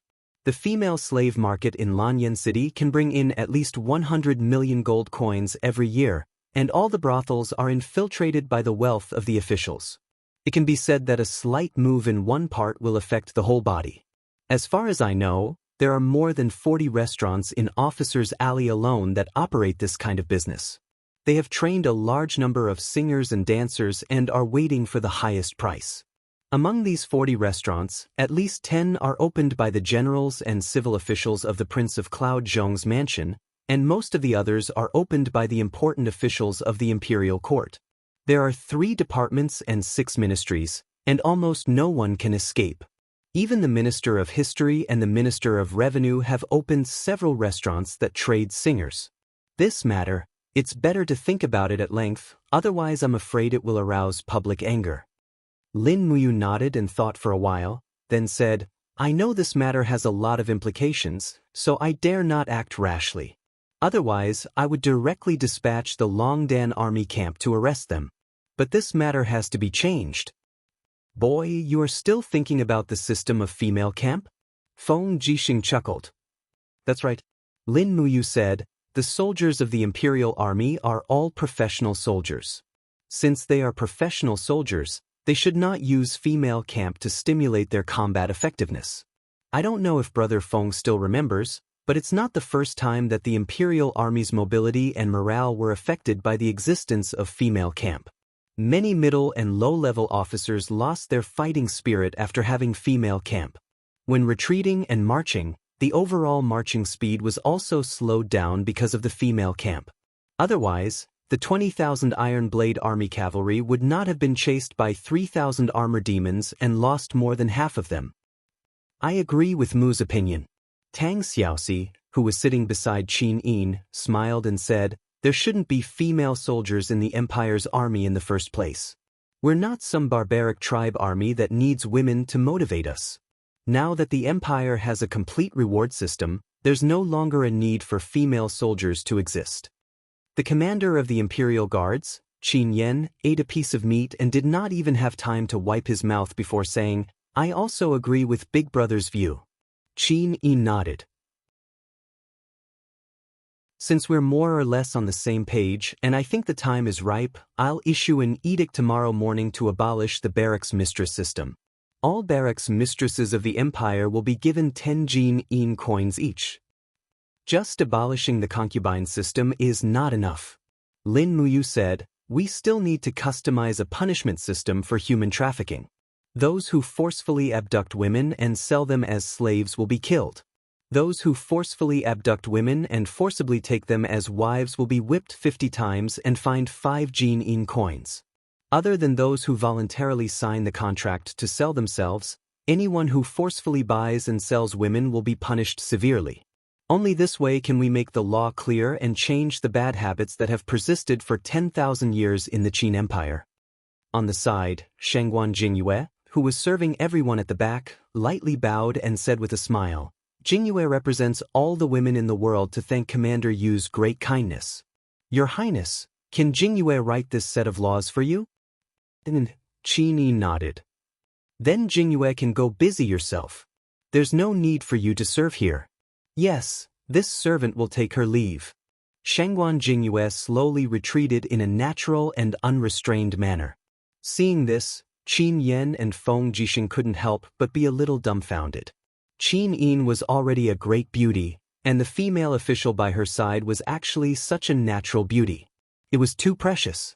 Lin Muyu seemed to have noticed something and couldn't help but smile. Big Brother Feng, I'm 27 years old this year. Logically speaking, you're older than me by 5 years, so you'll be 33 years old this year. You're still unmarried. Don't tell me you won't consider it. In my opinion, this female official Shangguan Jingyue is virtuous and treats people gently. She's a good candidate. Moreover, Big Brother Feng, let's talk about the concubine. Feng Jixing's face was a little flushed as he said, I'm not worthy of her. How can that be? Tang Xiaoxi smiled with her dimples. Big Brother Feng, as one of the Empire's commanders, is well versed in both the pen and the sword. Your appearance is also passable. Even if Jingyue's background isn't bad, she's still only a personal female official. How can you not be worthy of her? When it came to getting serious, Feng Jixing was a little timid. He lowered his head and drank the wine in one gulp. His eyes had a touch of melancholy as he said, Feng Jixing is a sinner. I carry the souls of 30,000 brothers on my back. As long as the Iha nation is not destroyed and Ji Yao is not dead, I, Feng Jixing, am not worthy of marrying a wife. So, forget it. I've only been suffering all these years. I don't want her to suffer with me. Qin Yin and Tang Xiaoxi were startled and went silent. Everyone knew what Feng Jixing was shouldering. This was something that no one was willing to mention. Feng Jixing, because of his own kindness, buried the lives of 30,000 imperial guards. This was a knot that he would never be able to untie in his life. Actually, no matter how many enemies he killed, even if he really destroyed the Iha nation with Feng Jixing's personality, he would never be able to let go of it. This kind of guilt would accompany him for the rest of his life. Lin Muyu used a spoon to stir the soup pot. The boar meat and potatoes slowly moved up and down. He smiled and said, the 300,000 soldiers of the Iha nation surrounded the Fire Badger Valley. No matter what decision Big Brother Feng makes, the 30,000 imperial guards will still die. They died for the empire and now their names are already on the nation guarding monument. They should be able to rest in peace in heaven. Big Brother Feng, you have already stepped into the Holy King realm. It is only a matter of time before you advance to God realm. You will obtain eternal life, and we still have a long road ahead of us. Feng Jixing was startled. He held his chopsticks and sat there absent-mindedly. He raised his head to look at Lin Muyu and said, if we all step into God realm in the future, the road to eternal life will be so lonely and boring. Will you drink with Big Brother Feng often? Why not? Lin Muyu stretched out his hand and looked at Qin Yin, Tang Xiaoxi and the others. He smiled and said, with Xiao Yin, Xiao Shi, and Ayan's comprehension, it is only a matter of time before you step into God realm. All of us will have eternal life. No matter how long it takes, whether it is 100 years, 1,000 years, or even 10,000 years, we will still be brothers and we will be together. Feng Jixing nodded his head heavily and said, "All right, let's eat. This potato is a specialty of the endless forest, right? It is really delicious." That's right. Lin Muyu looked at Tang Xiaoxi and asked, "Xiaoxi, how is the production of potatoes in the endless forest this year?" "It has been planted on a large scale. The yield of this autumn is enough for the demon clan and the barbarian tribe to survive the winter. Otherwise, I am afraid it will be another hungry winter. Next spring, we will reclaim the land and plant more crops to provide food for the endless forest and the empire. Let me tell you again, potatoes can be cooked and dried in the sun. They can also be eaten after being fried, and they taste better with ketchup." "What is ketchup, this? I don't know if there is ketchup in this plane. Anyway, there is one in my plane. By the way, Xiaoxi, there is one more thing I need to trouble you with." "What is it?" "Take me to the Copper Dagger Gang, the largest human trafficking gang in Lanyan City. Pretend to be a young woman and get caught by them. Then I can follow the clues. If it is another woman, I will not be at ease. Their cultivation is too low and they will be at a disadvantage." "Humph, I am so angry. Mu, you bastard." Tang Xiaoxi stared at him angrily with her beautiful eyes wide open. Her chest heaved up and down. She said angrily, "Won't you feel bad if I am at a disadvantage?" Lin Muyu touched his nose. "Will you be at a disadvantage? I only ask that you don't kill the human trafficker in one go. In any case, come to the commander's tent tomorrow night and follow me. Don't wear too luxurious clothes or you'll be seen through." Qin Yin said worriedly, I heard that those people are despicable. They will use drugs to knock out innocent women and then take them away. What if they use drugs?" "It's okay. I will make some spirit concentration powder and let Xiaoxi take it first. Then..." Feng Jixing stared and said, "What if those bastards take advantage of Xiaoxi when she pretends to be unconscious? For example, their breasts. Tell me." Tang Xiaoxi blushed. "That's right. You don't feel bad for me at all." "Who said I don't feel bad?" Lin Muyu was enraged. He clenched his fists and the king's fighting flame lingered. "If those bastards dare to touch a hair on Xiaoxi, I promise they will regret coming to this world. Okay, I promise you. In exchange, you have to give me 5 people. 10 people? Yes, I want 5 Kiliarchs from the Longdan army camp to be captaincy of the Suppressing Demon Pass. There are too few high-ranking generals in the Suppressing Demon Pass. Tang Jin alone is far from enough. These 5 people must be proficient in combat training. Is that okay?" Tang Xiaoxi looked at him pitifully. She looked like she would cry if he did not agree. Lin Muyu thought about it.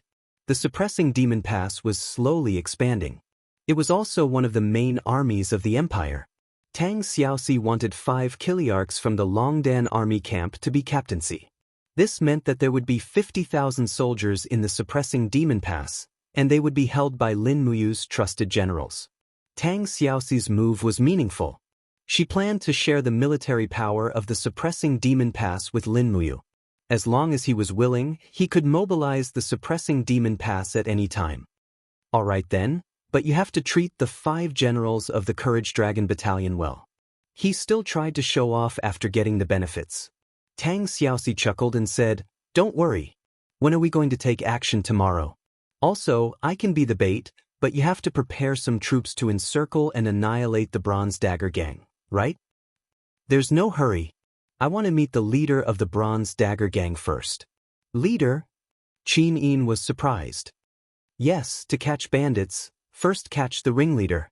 If we catch the leader of the Bronze Dagger Gang, we can subdue the entire Bronze Dagger Gang. Maybe Xiao Yin knows the leader of the Bronze Dagger Gang?" "Oh? How is that possible?" "His name is Lu Jun, so, it's this despicable person." The Empress was so angry that her face turned red. She clenched her fists and wished she could beat up that stinking hooligan to vent her anger.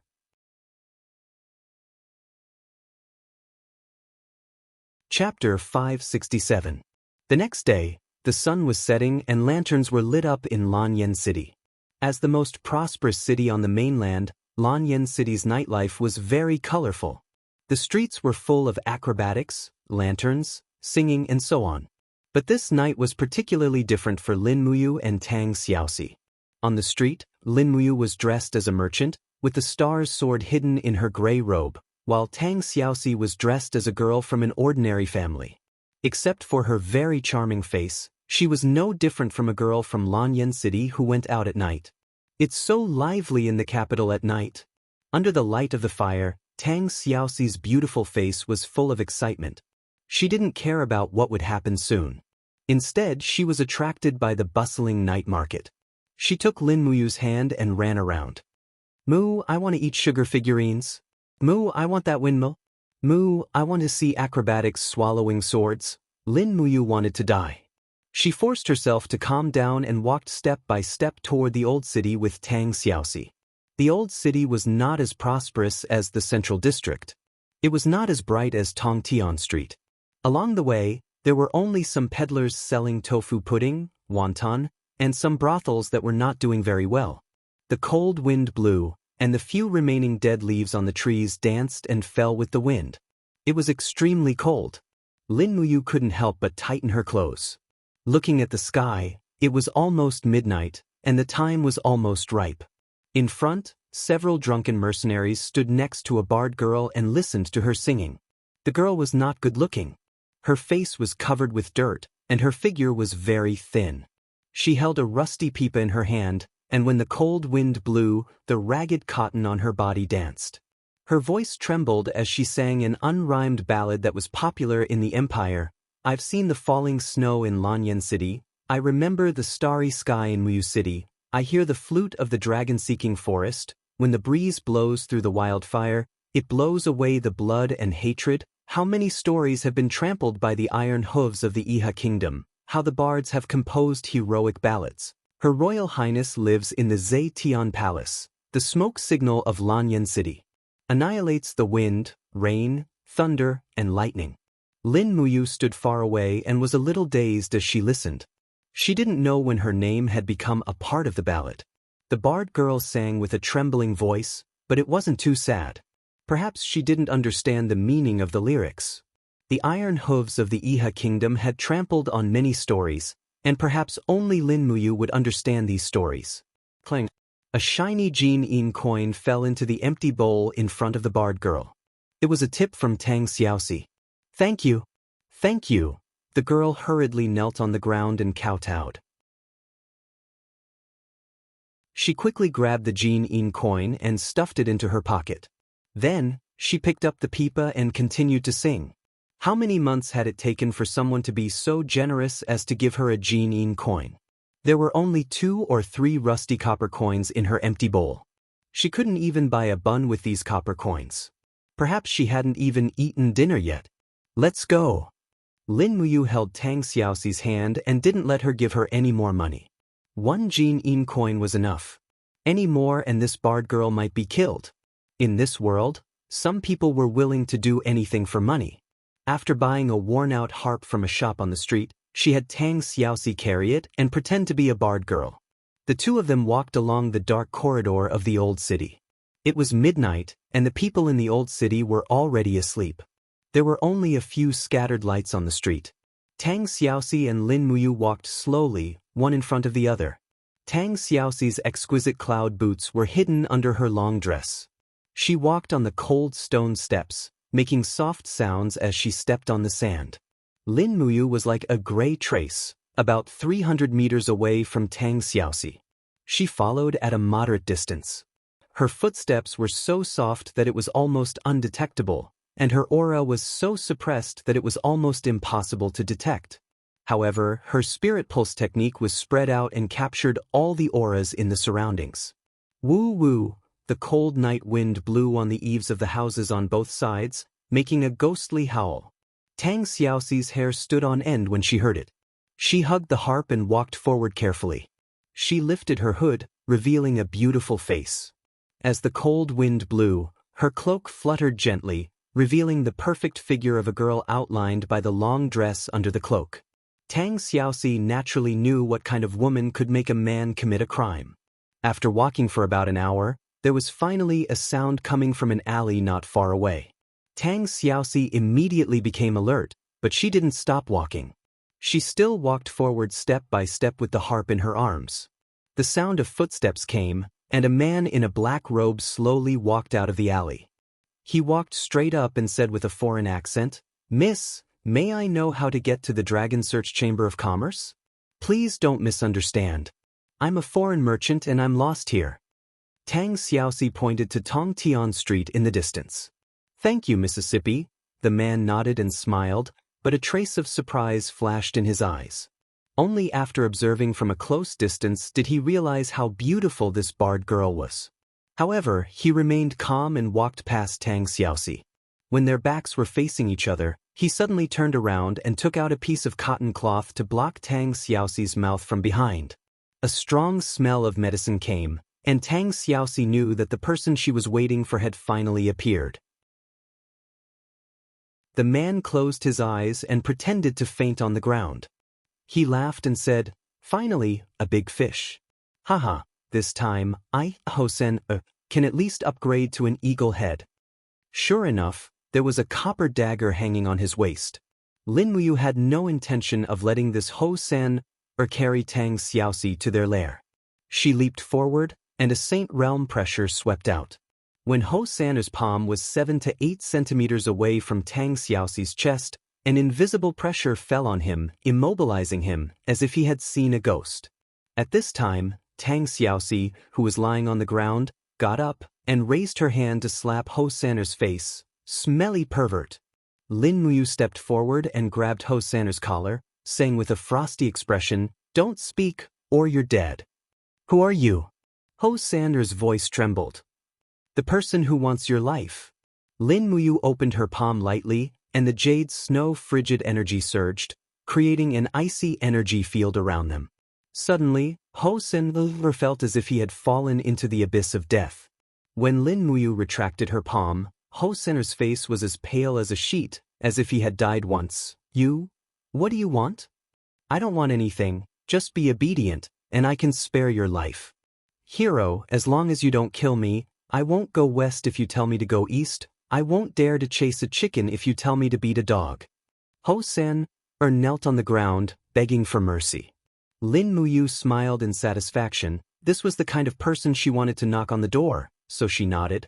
"I want to see the Copper Dagger Gang's leader, Lu Jun. Can you take me to him?" "You want to see the leader?" Hosen was dumbfounded. "Why can't I?" "Hero, I'm not qualified enough. If you want to see the dragon's head, you need to be a level 5 shark head in the gang. I'm just a mere snake head, the smallest in the Bronze Dagger Gang." "Then, who's the highest level person you can see?" "It's the tiger head, Lord Dog." "Lord Dog?" Lin Muyu smiled. "All right, I'll go see this Lord Dog." "But Lord Dog doesn't meet people usually, I have no reason to meet him." Lin Muyu couldn't help but smile. She reached out and hugged Tang Xiaoxi's shoulder, pointing at her beautiful face with her right hand.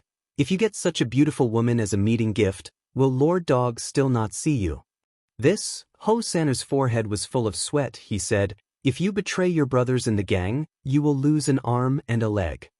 If you don't take me to see Lord Dog, I guarantee that both your arms and legs will be cut off." "I'll take you there, hero, don't be impulsive." Lin Muyu raised her hand and pulled out the dagger from Hosan's waist. She pressed it against his back. She said, "Let's go, take us to see Lord Dog." Yes, under Hosan's lead, they passed through a damp alley. Further ahead, there were actually 2 burly men guarding them with sharp blades in their hands. One of them grinned and said, "Hosan, how come you have the time to come to the branch today? Who are the 2 behind you?" "TSK, this little girl looks so pretty. Come, let me touch you first." Hosan was trembling with fear as he said, "Fei Hu, the man behind me, this man is my new follower. The woman is my prey. This woman is to be presented to Lord Dog. You can't touch her." "Presented to Lord Dog?" Fei Hu squinted his eyes. He said lightly, "It's really like a fresh flower in a vase. Go in, mother***, God really made a mistake. letting you catch such a delicious new product. Ho Sen nodded and walked in with Lin Muyu. In the alley, it seemed to be a completely different world from the outside of Lanyan City. There were people sitting on both sides of the road, either eating meat and drinking wine around the bonfire, or holding a woman in their arms, touching each other. Lin Muyu frowned, holding Tang Xiaoxi's hand with one hand and didn't say anything, while Ho San didn't dare to act rashly. He had seen Lin Muyu's ability, and acting rashly would be courting death. At the end of the alley, noisy cursing and laughter came from a dilapidated house. After Ho San knocked on the door, a man wearing a wolf head emblem on his chest came out and asked with an arrogant look, "Ho San, what are you doing here?" Ho San pointed at Tang Xiaoxi behind him and said, "I just caught a new product with my little brother. The product is very good, and we want to present it to Lord Dog. Please inform him." The man's eyes greedily looked at Tang Xiaoxi's face for a while, then said, "Wait here, I'll go inform him." A few minutes later, the door opened again. "Come in." Chapter 568. The room was filled with smoke. A large group of people were gambling around a big table and smoking a very strange kind of cigarette. It must be a kind of drug in this world.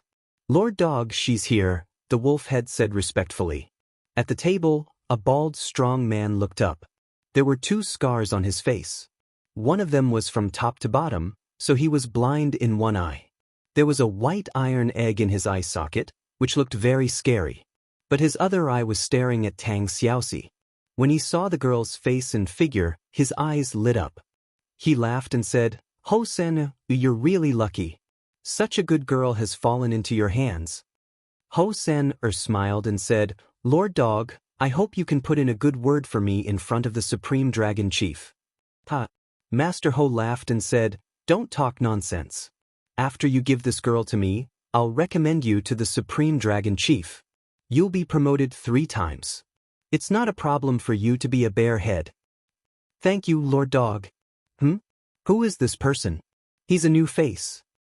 Reporting to Lord Dog, "This little brother is a friend I recently recruited." Oh, I see. Promote him to be a snake head." "Yes, thank you, Lord Dog." As he spoke, Lord Dog walked over with a greedy look in his eyes. He reached out to touch Tang Xiaoxi's beautiful face and said, "It seems that Lord Dog is going to be a groom tonight." Lin Muyu's gaze swept across the room. There were a total of 12 people in the room. Other than Elder Dog, who had a tiger's head, there was also a whale's head and 2 sharks' heads. The rest of them were all small fry. All of them had arrogant expressions on their faces. To be able to rise to his current position, he must have defiled many young ladies. Hence, Lin Muyu's killing intent was instantly ignited. Wow! Suddenly, a chill spread out with Lin Muyu at the center. The Saint Realm quickly enveloped the surroundings, causing everyone to be speechless. He smiled at Lord Dog and raised his hand to push away the hand that was touching Tang Xiaoxi. "Lord Dog, do you know who the girl you're about to take advantage of is?" Under the pressure, Lord Dog's bald head was covered in sweat. He could barely speak and his voice was very hoarse. "I don't know." "For you." Lin Muyu gently lifted the gray robe in front of her chest, revealing a glittering golden purple flower. She smiled and asked, "Do you recognize this?" The purple flower was the emblem of the Qin family that only members of the royal family and the military could wear. The golden purple flower was the emblem of the Qin family that could only be worn by deputy generals and kiliarchs. Behind the purple flower, there was a golden 6-pointed star for kiliarchs, 2 stars for captaincy, and 3 stars for generals and generals. Although Lin Muyu didn't have any stars, having a golden purple flower was enough to prove her identity. Lord Dog's body trembled. We don't have any other intentions." Lin Muyu's eyes turned cold. She smiled and said, "Bring me to see the dragon head." "Don't even think about it." Lord Dog growled. "Really?" Lin Muyu suddenly raised her hand and pulled out the star's sword from her robe. The bright light illuminated the whole room. Her figure flashed and disappeared. In the blink of an eye, there was only a pile of corpses left in the room. Only Lord Dog and Ho-san were left from the Bronze Dagger Gang. They didn't even let out a scream during the process of killing. Who exactly are you? Lord Dog asked, his heart filled with despair. Tang Xiaoxi laughed. He's a soldier of the Empire, and he's also someone who can wield the aura of a saint-level expert. How many high-ranking military officers in the Empire have reached the saint level, and how many of them are so young? Can't you guess? Lord Dog's face turned even uglier. Could it be wind, rain, thunder, and lightning? Lin Muyu smiled. I'm Lin Muyu, ranked second in wind, rain, thunder, and lightning. Lord Dog, as long as you bring me to see the dragon head, I'll spare your life. Otherwise, I'll kill you and find other people from the Bronze Dagger Gang to see Lu Jun. You? Lord Dog's breathing was very rapid. The people outside didn't notice the change in the room. Even if they did, they would still die under Lin Muyu's sword if they rushed in. How could a motley crew be a match for a holy king? Moreover, the identity of the girl who came with Lin Muyu was even more suspicious. Looking at her incomparably calm appearance, her strength was probably not inferior to Lin Muyu's. For a moment, countless thoughts flew through Lord Dog's mind. In the end, he could only choose despair. The weak couldn't beat the strong. If he still wanted to cause trouble at this time, he would simply be seeking his own death. Sigh. After a sigh, Lord Dog said, could it be that Zetian Palace has already set their eyes on the Bronze Dagger Gang? It's not Zetian Palace. It's me who has set my eyes on the Bronze Dagger Gang. Lin Muyu said indifferently, you guys go around robbing women. Your sins are so heavy. It's time for you to receive your retribution. Besides the dragon head Lu Jun, who else can do it? Other than me, there are 2 tiger heads, 9 whale heads. You just killed one. There are 17 lizard heads and even more leopard heads. How many people does the Bronze Dagger Gang have? I've already recorded them. There are nearly 7,000 of them. Lin Muyu's heart turned cold. She couldn't help but suck in a breath of cold air. There were so many people. How could she catch them all in one net? This group of people from the Bronze Dagger Gang wasn't as easy to deal with as Situ Sen's Heaven Execution Society. Most of the people from the Bronze Dagger Gang had killed people before. Moreover, each of them had a lot of sins. Lin Muyu didn't plan to let any of them go. If she didn't catch them all in one net, this operation would be considered a failure. How can I see the dragon head? Lin Muyu continued to ask. Lord Dog was a little dispirited and said, My lord, we're just trading people to make a living. Please don't kill us all. Stop talking nonsense. I'm asking you, how can I see Lu Jun? Where is he? The dragon head, stop hemming and hawing. Lin Muyu spread her hand, and the king's battle flame danced fiercely. She said, Lord Dog, do you think I can't bear to kill you? Lord Dog's whole body trembled, and his face became even paler. The dragon head lives in a manor in the south of the city. He spent 700,000 gold coins to buy a manor from a high official half a year ago. He also bought many female slaves to keep in the manor for fun. In addition, the dragon head spent money to build a private army. It's also in the manor. There are about 3,000 soldiers with excellent equipment. You should give up. 3,000 soldiers? Lin Muyu smiled. My brave dragon legion has 70,000 soldiers. Is it enough to encircle and annihilate him? You! At this moment, Lord Dog understood that Lin Muyu was determined to uproot the Copper Dagger Gang. He sighed and said, My lord, if you can promise me one thing, I can help you. Speak. I have an old mother, 4 sons, and 3 concubines. If I help you, you can't hurt them no matter what. Also, you must spare my life. Otherwise, I won't cooperate even if I have to fight to the death. I won't hurt the sinners. Don't worry. Can you tell me now? If my lord wants to uproot the Copper Dagger Gang, you have to do it at noon the day after tomorrow. Because the day after tomorrow is the Dragon Head's birthday, he has invited many nobles of Lanyan City to his manor. More than 80% of the Copper Dagger Gang's members will attend. As long as my lords surround the manor, you can capture them in one fell swoop. After saying this, Lord Dog softly slumped on the chair. It was as if these words had exhausted all his strength. He stared at Lin Muyu and said, "Milord, you can either not do it, or you have to destroy the entire Copper Dagger gang. I, Lord Dog, have done this kind of thing that will let the gang down. I don't want to be chased by the remaining people of the Copper Dagger gang." "And I understand. Don't worry." Lin Muyu took a deep breath. It seemed that she didn't need to meet the dragon head anymore. If she wanted to meet him, she could directly use force. In the wee hours of the morning after dealing with Lord Dog's evidence, she summoned Wei Chou, Sidu Sen, and the rest and issued a secret order. The Longdan army camp quietly left the city during the night. Nearly 70,000 soldiers of the Longdan army camp were already outside the city. Bai Yin brought a group of people to control Lord Dog and waited for the dragon head Lu Jun's banquet the next day. When night fell, Lin Muyu also left the city and brought Tang Xiaoxi to set up camp in the Longdan army camp outside the city. Wei Chou, Sidu Sen, and the other captaincy of the Dragon's Courage Legion were all there.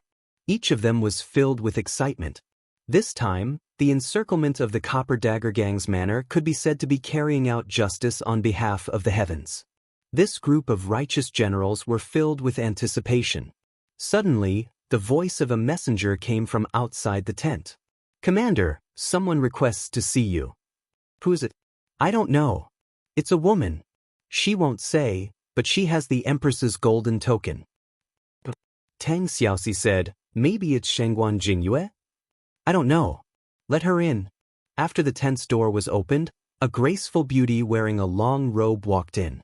After lifting the cloak, a beautiful face was revealed. She inhaled the aroma of the food in the tent and smiled. "It smells so good. Is there a share for me?" In an instant, Wei Chou, Citizen, Feng Shi, and the rest were scared out of their wits. They rolled away from the table, knelt on one knee on the carpet, and said respectfully, "Greetings, Your Highness." The person who came was none other than Qin Yin. "Xiao Yin, why are you here?" Lin Muyu smiled in surprise. Qin Yin pouted and said with some annoyance, "You're still talking about it? How could you not tell me about such a big commotion?" "Fortunately, little she told me. I've already received some information. Many of the people attending Lu Jun's banquet tomorrow are very difficult to deal with. Perhaps if I go with you, I'll be able to resolve a lot of unnecessary trouble." "That's good too. Come, have supper with us?" "Okay.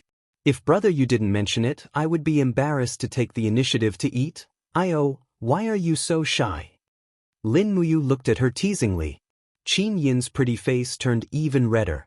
She said to Qin Yen, who was behind her, Yen, bring people back to Zetian Palace Hall. Don't let anyone know that I'm not in Zetian Palace Hall. Do you understand?" Qin Yen placed his hand on the hilt of his sword and said hesitantly, "Cousin, you don't want me to follow the Longdan army camp to annihilate the Bronze Dagger Gang?" "No way. Quickly return to Zetian Palace Hall. Just treat it as helping cousin." "All right then. Men, leave 100 Imperial Guards to protect His Highness. The rest follow me back to Zetian Palace Hall."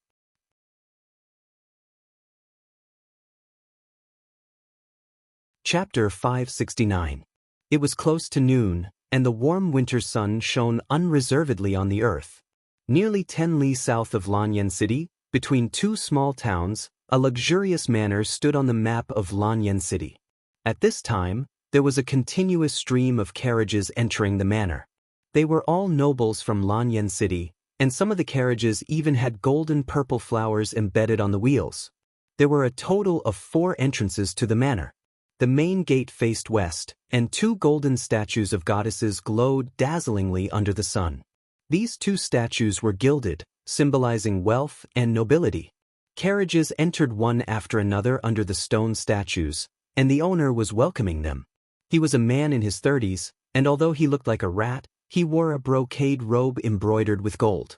He was the man who had once tried to kidnap Qin Yin in the dragon-seeking forest, Lu Jun, the chief of the Copper Dagger Gang.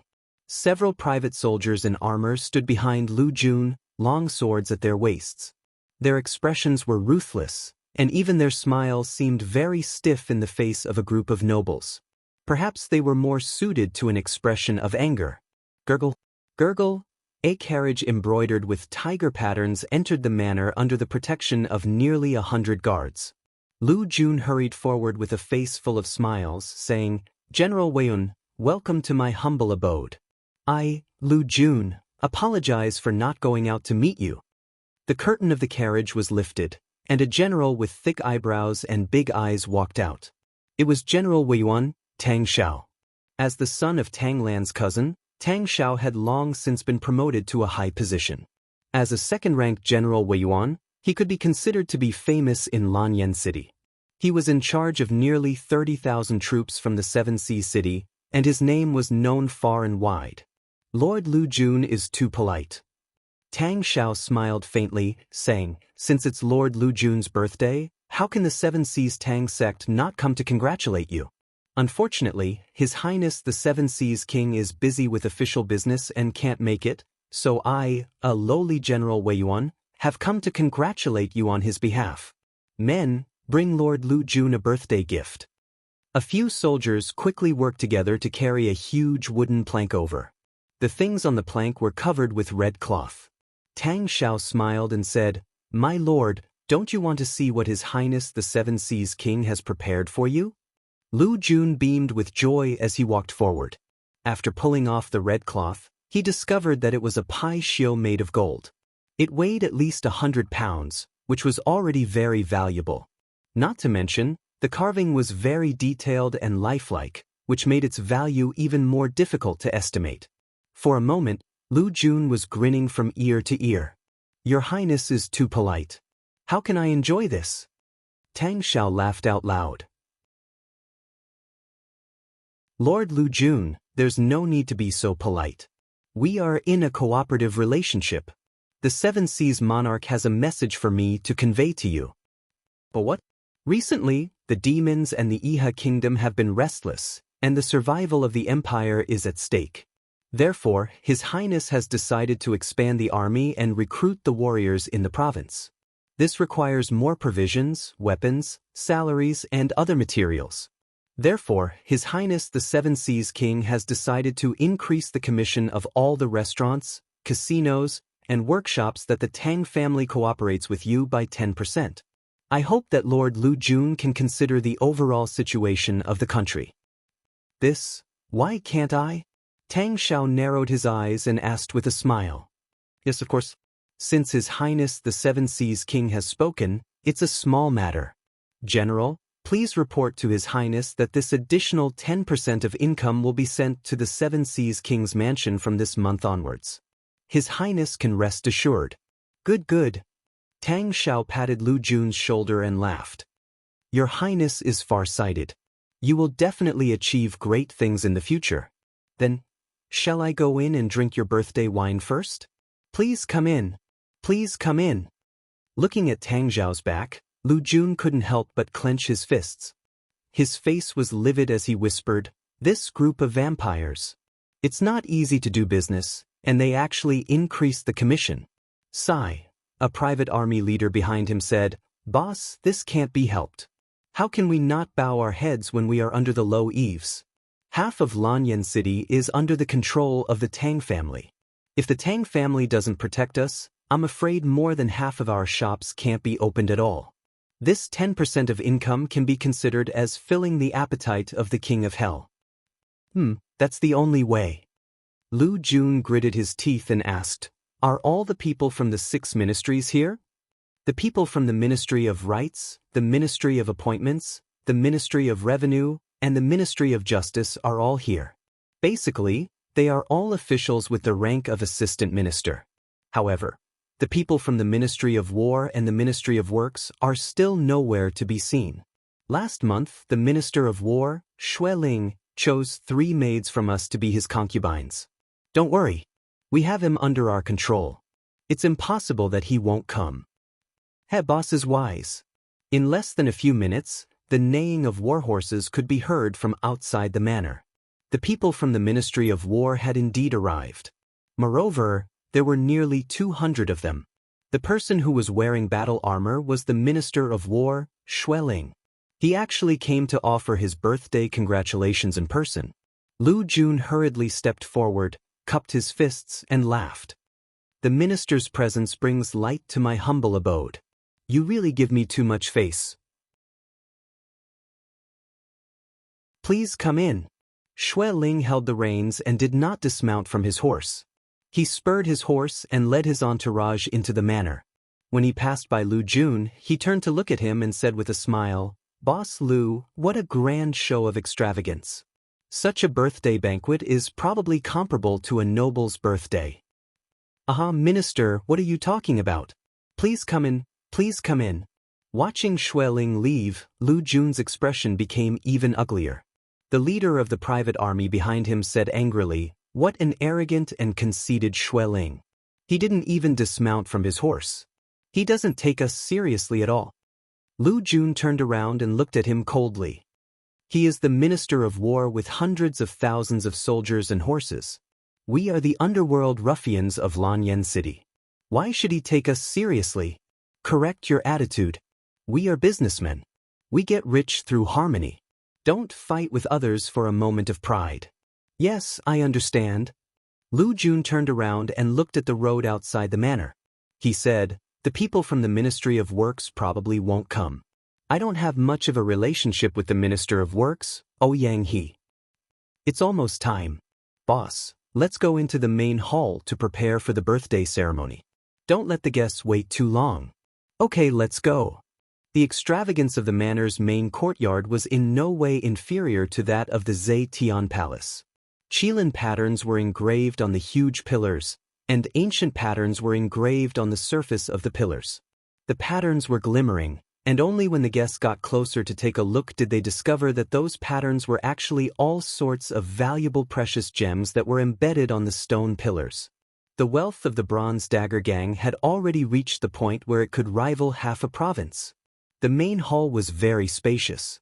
Young girls in faintly discernible gauze dresses walked through the crowd with plates of fruits and wine.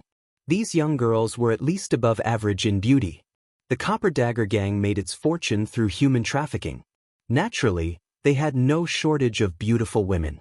The fertile land of the Qin Empire had produced countless beautiful women. Now, they were brought to a place like this. They were dressed in revealing clothes and allowed the guests to grope them, but they didn't dare to resist at all. Lu Jun slowly walked into the main hall with a wine cup in his hand. He smiled and said, "Everyone, please be quiet." When the host spoke, the crowd quieted down from the noise. Lu Jun continued, "Everyone, I am sincerely grateful that you could attend my birthday in the midst of your busy schedule. As a token of appreciation, everyone who enters the hall today can choose one of your maids to take with them." Instantly, the hall was filled with jubilation. Many guests were already drooling over the maids beside them. Now that Lu Jun said such a thing, it was simply too extravagant. Thus, many people began to fight over the maids beside them. The banquet began and everyone took their seats. The Ministry of War's Minister Xue Ling, General Weiyuan Tang Xiao, Su family's commander Su Long and the others were arranged to sit at the same table. They were accompanied by Lu Jun personally. After 3 rounds of wine, everyone looked drunk. At this time, a member of the Tiger Head Gang with a copper dagger on his waist walked in and whispered into Lu Jun's ear, "Dragon Head, something bad has happened. There are traces of the Empire's army on the main road. All of them are cavalry, and there are people in all 4 directions of the manor." "What?" Lu Jun trembled. "Which army is it? Don't they know that the Ministry of War's minister is here?" It's Lin Muyu's Valiant Dragon Corps. How many people are here?" "Too many to count." The Tiger Head Bronze Dagger Gang member's face was ashen. "Boss, do we need to use our private army to protect the manor? Soldiers are trained for 1,000 days to be used in a single moment." "Protect the manor?" Lu Jun sneered. "Do you plan to use that motley crew to block the Empire's official army? Then what should we do? Let me think." Lu Jun looked at everyone at the banquet and suddenly cupped his fists. "Lords and generals, this lowly one has a presumptuous request." Xue Ling smiled slightly. "Boss Lu, please speak your mind."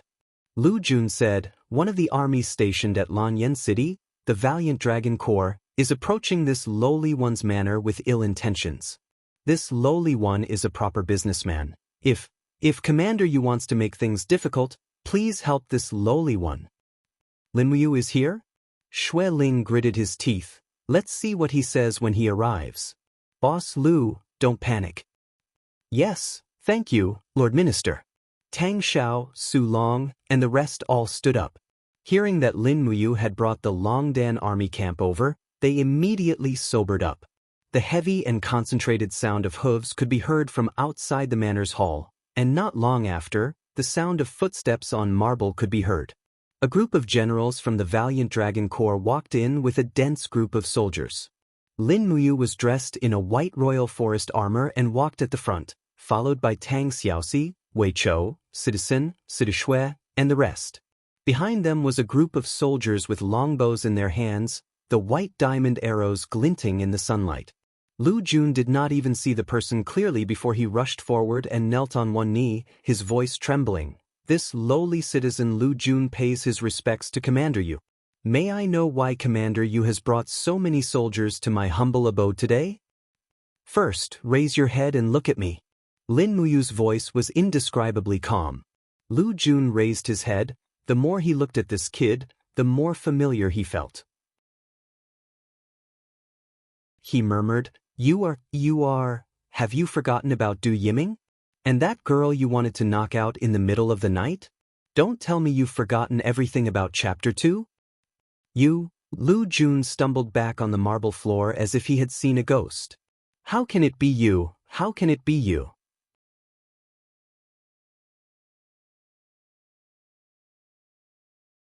Chapter 570.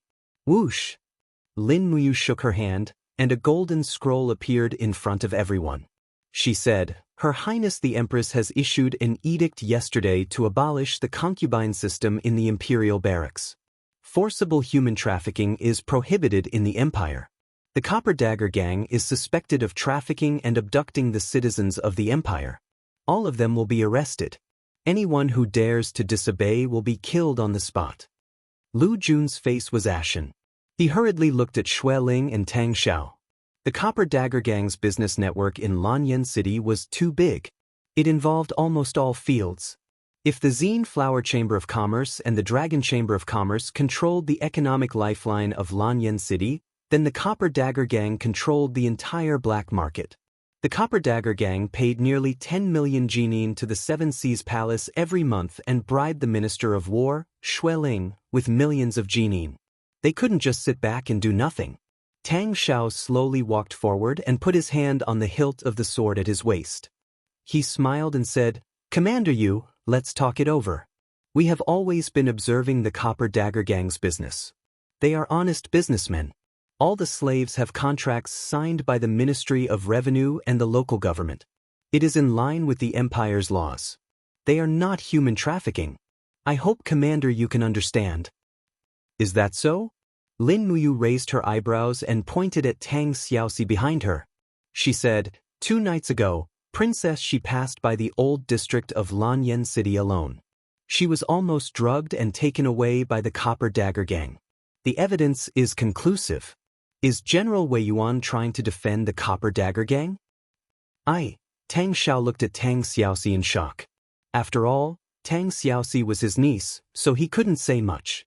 Seeing that Tang Xiao was silent, Xue Ling stood up and said, The Bronze Dagger Gang is such a big gang, so it's inevitable that there will be some scums. Commander Yu, don't forget that the businesses of the Bronze Dagger Gang are approved by the government, including the Mansion of the Seven Seas and the Mansion of the Cloud King. If you arrest the Bronze Dagger Gang, it's equal to arrest the 2 kings. Lin Muyu, you're just a person whose title and military rank have been taken away. What right do you have to touch the 2 kings' people? Su Long from the Su family also walked over, cupped his fists, and said, Commander Yu, this matter is of great importance. I hope that you can give face to the Tang family, the Su family, and the Ministry of War. The Empress's imperial edict is very clear. As long as there is a contract of sale, it is not illegal. The Copper Dagger Gang's business has always had a contract of sale as proof. Really? Lin Muyu folded her arms and said, The department that signed the indenture in Lanyan City seems to be the population department of the Ministry of Revenue. Someone, help me find out who the assistant minister of the population department is. There's no need to find out. Wei Chou said respectfully, it's Wang Bi. Lin Muyu nodded and said, immediately send a letter to Xiao Han and the Fire Sparrow Department to arrest Wang Bi. Find out how he personally approved these indentures. Xueling's face became more and more livid. He said in a low voice, Lin Muyu, don't go too far. Lanyan City is the capital. Do you think you can cover the sky with one hand? Wang Bi is an assistant minister of the Ministry of Revenue. Do you think you can arrest him just because you say so? Lin Muyu laughed and said, is that so? Then what if she wants to arrest him? He gently stepped aside. Behind him in a loose white robe, Qin Yin, wearing the Empress's golden crown, stood there quietly. Her beautiful eyes were like water as she looked at the group of rebels. She faintly said, do I have this qualification? Your Highness, Xueling, Su Long, Tang Xiao, and the others' faces instantly turned ashen. They knew that Lin Muyu's arrival was already a big trouble, but when they found out that Qin Yin was also here, they knew that this matter was irreversible and Lu Jun was beyond redemption. It's actually you. Lu Jun stared at Qin Yin, dumbfounded. He had picked countless flowers in his life and had an outstanding memory for women's appearances. With just one look, he could recognize that Qin Yin was the girl that he failed to get his hands on that night a few years ago.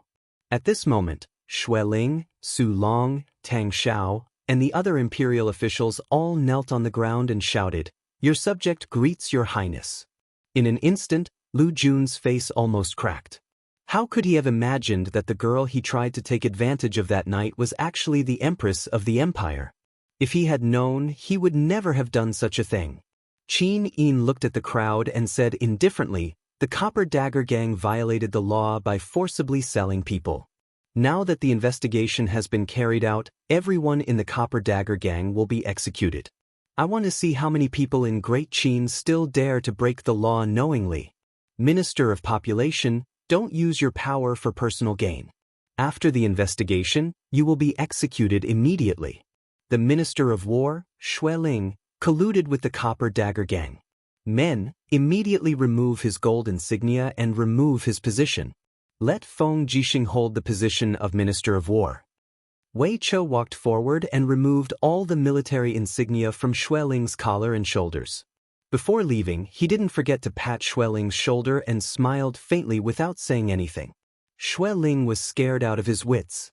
He knelt on the ground and trembled. Tang Xiao and Su Long were so scared that their faces turned pale. They didn't even raise their heads as they knelt on the ground.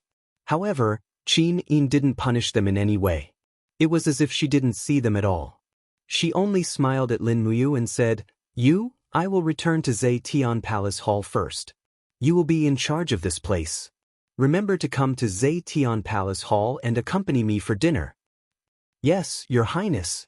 Qin Yin was protected by a group of imperial guards and Longdan Army Camp's elite soldiers as she walked out of the hall. Meanwhile, Lin Muyu had to face a group of trembling guests and the Copper Dagger Gang members. Men, arrest everyone in the Copper Dagger Gang.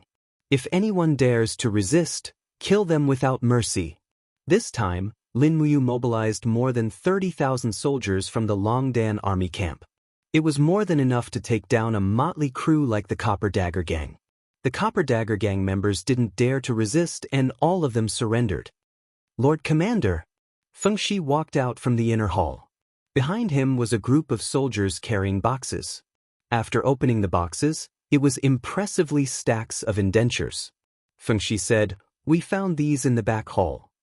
Indentures? Lin Muyu smiled and said, burn them all. The fire was ignited. This time, the indentures of indentures were burned to ashes. The faces of Lu Jun and the others were full of heartache. These indentures were basically women, and these women could be sold for a high price. In their eyes, these indentures were worth a lot of money. Situ Sun cupped his fist and said, Commander, We have captured a total of 5,472 members of the Copper Dagger Gang and nearly 3,000 private soldiers of the Copper Dagger Gang. How should we deal with these people?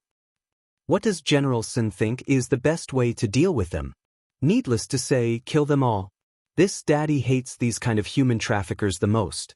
If you think that killing them will wear out your sword, then dig a big hole and bury them alive. Hearing this, Lu Jun and the others hurriedly knelt on the ground and begged for mercy. At the side, Sidu Shui pursed her red lips and said, "Lord, I think these few thousand people should be directly banished into the army and trained into pawns. At least they can block a few attacks from the demon race and the Iha kingdom." No. Lin Muyu looked deeply at Sidu Shui and said with a smile, "This group of heartless beasts will not block the enemy's swords for us. They will only bite back at us at the critical moment. Not everyone is worthy of forgiveness and tolerance. Someone, push all the members of the Copper Dagger Gang out of the manor and execute them. Those who came to celebrate Lu Jun's birthday must be present to see the execution." Shui Ling, Tang Xiao, Su Long, and the others were even more shocked. No one would have thought that Lin Muyu would be so ruthless. On the other hand, Sitsun cupped his fists and said, "Commander, there is no need for you to be the executioner. I, Citizen, have also done many bad things in my previous life. Just leave the killing to me." Lin Muyu turned around and mounted her horse. She rode out of the manor to watch the execution. Wei Chou followed closely behind. The cold wind outside blew their cloaks. Wei Chou narrowed his eyes and said in a low voice, "Lord, this subordinate has something to say, but I don't know if I should say it." "Speak." When the former emperor conferred Lord as one of the 4 heroes of Lan Yen, he praised Lord for being a benevolent general. But if Lord is a benevolent general, why did you order the execution of nearly 10,000 captives? The imperial army will not kill captives. Wei Chou, do you think I have changed? Lin Muyu lowered her head. The cold wind was like a knife blowing on her face. It was a little painful. Wei Chou said, "This subordinate just don't understand why Lord is doing this." "Okay, then I will tell you." Lin Muyu looked at the Bronze Dagger Gang members who were lined up in the distance to be executed and said, "These people are willing to do anything for money. The humanity in their hearts has long been extinguished. If I spare their lives, the seeds of revenge in their hearts will continue to grow and grow. They will dream of revenge and will collude with our enemies to take revenge on us and Longdan army camp. I would rather see all their heads fall to the ground than see any of our brothers in Longdan army camp die under the swords of these despicable people." Wei Chou was relieved and said, "Lord doesn't need to say more. Wei Chou understands you." Lin Muyu couldn't help but smile. She reached out and patted Wei Chou's shoulder and said, "The most terrible kind of people in the world are those who are too kind. Being kind to the enemy is being cruel to yourself. This sentence is never wrong. Moreover, I hate human traffickers the most in my life. The Bronze Dagger Gang has made many fathers lose their daughters. Many children lose their mothers. Many husbands lose their wives. They deserve to die. Yes. Ka ka ka. Blood splattered everywhere. More than 8,000 heads piled up on the ground outside the manor in the blink of an eye. Su Long and Tang Xiao were both people who had experienced the Battle of the Steel Wall, but they still felt a chill in their hearts when they saw this kind of massacre. Lin Muyu, who was one of the 4 greats of Lan Yen, had unknowingly grown into a famous general who was as brave and courageous as Feng Jixing. If they were to become their enemies, it would be their misfortune.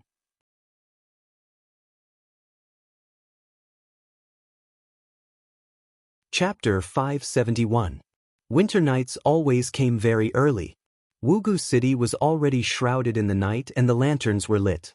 The city that had suffered a disaster had finally recovered some of its original prosperity in the past few years. The original population of Wugu City was less than 500,000. Under the continuous attraction of people from various states and counties of Tsangnan province, it had recovered to the scale of nearly 1.5 million people this winter. At night, the streets were bustling with people and there was an endless stream of merchants. City Lord's Mansion. Several bleak jujube trees were planted around the backyard of the city lord's mansion. As the cold wind blew past, the jujube trees made a rustling sound. A few of the brittle, withered branches finally couldn't endure the winter and fell to the ground with a crackling sound. Su Jiantao sat on a stone bench in the courtyard, carefully wiping the long sword in his hand with a piece of cloth.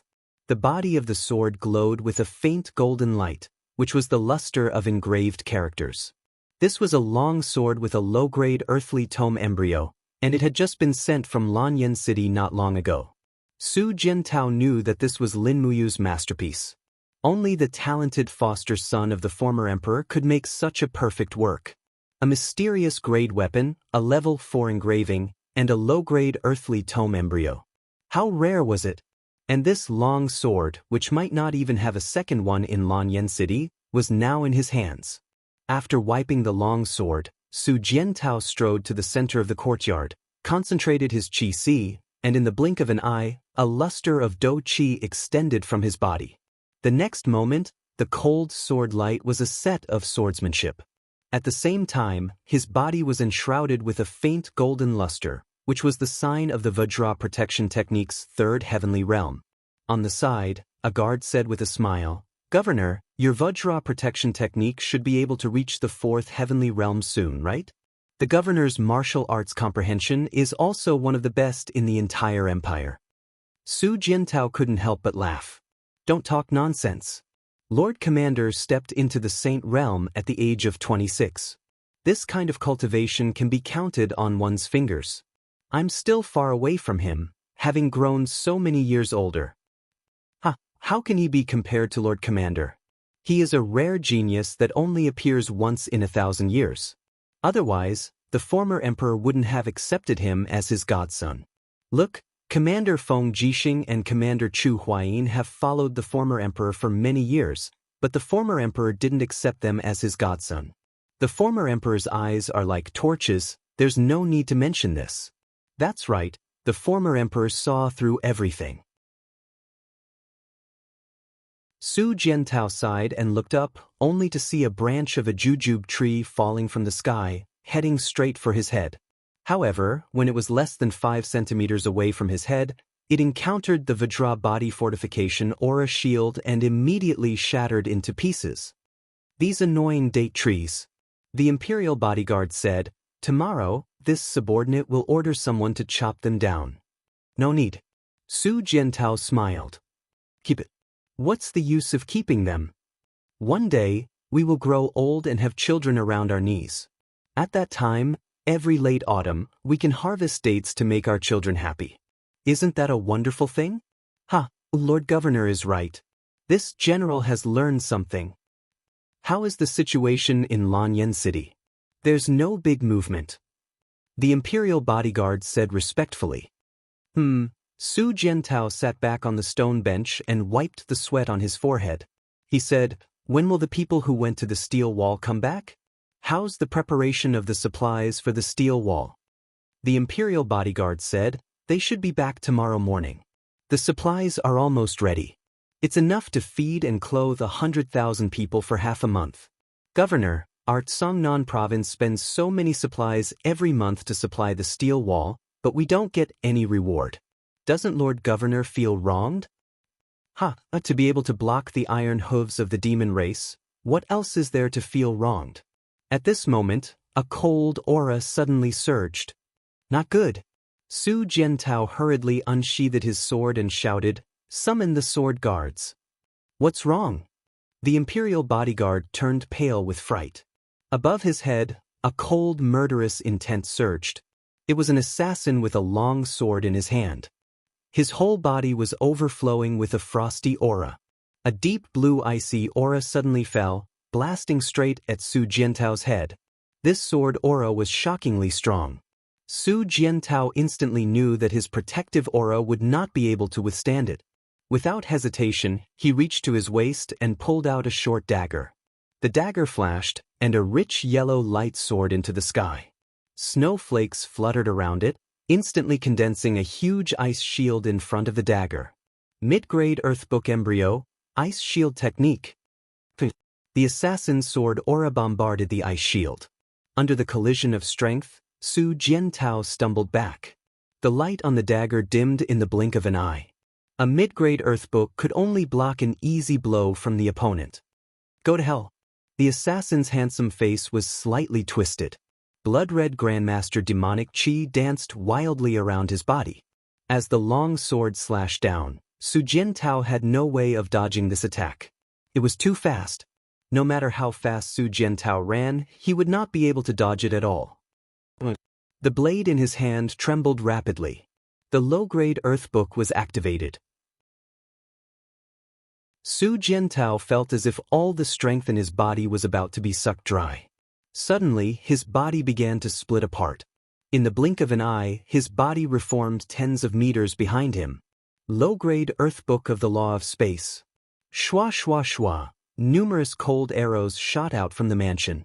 A dozen or so Longdan army camp soldiers with swords hanging from their waists and crossbows in their hands appeared. The arrows were blocked by the assassin in the air. Under the moonlight, the assassin's handsome face looked very much like a person, Lin Muyu. Furthermore, the blade in his hand was glowing with faint starlight.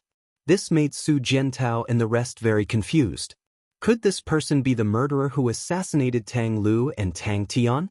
The only difference was that this person did not hide his identity as a demon. The Grandmaster demonic chi and demonic battle energy danced chaotically. With a long sword in hand, he descended from the sky with a powerful aura wrapped around his body. Bang! The mansion that was tens of meters tall was instantly turned into dust.